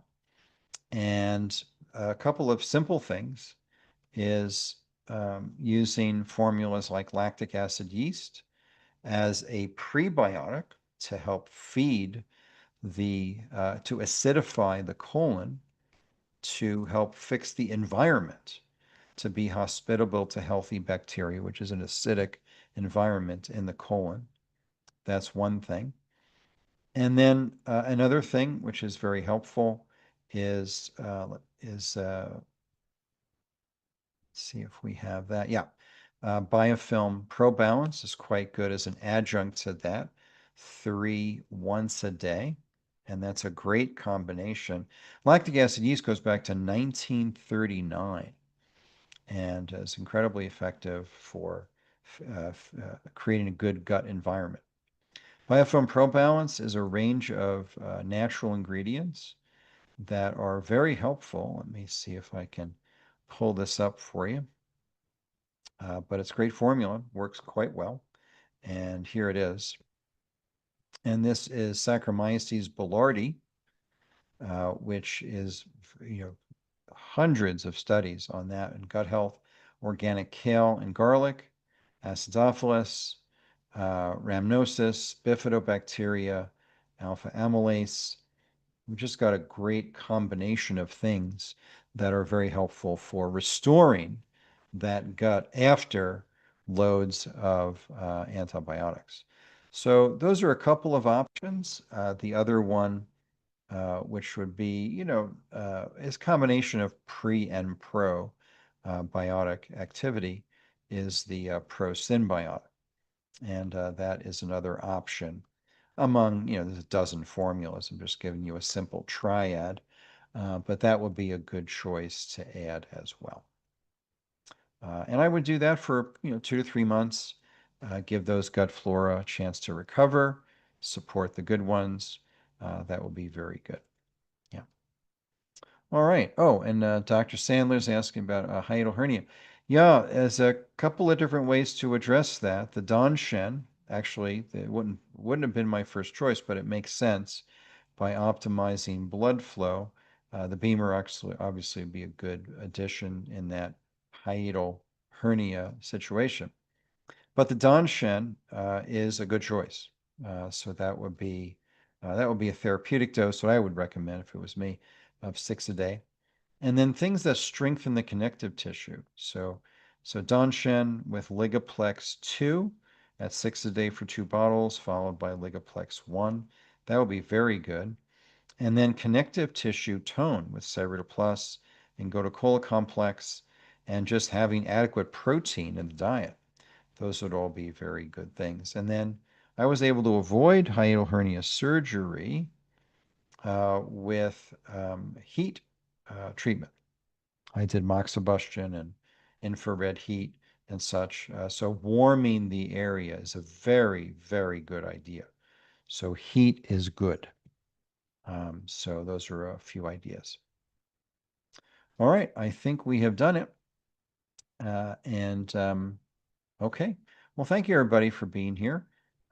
Please support Dr. Elfenbein at dropthecase.com. Every bit helps to help him in his legal battle against the government, which is persecuting him. And yeah, thanks for being here today. We'll have a great week. We will see you next week. And yeah, blessings to you and yours.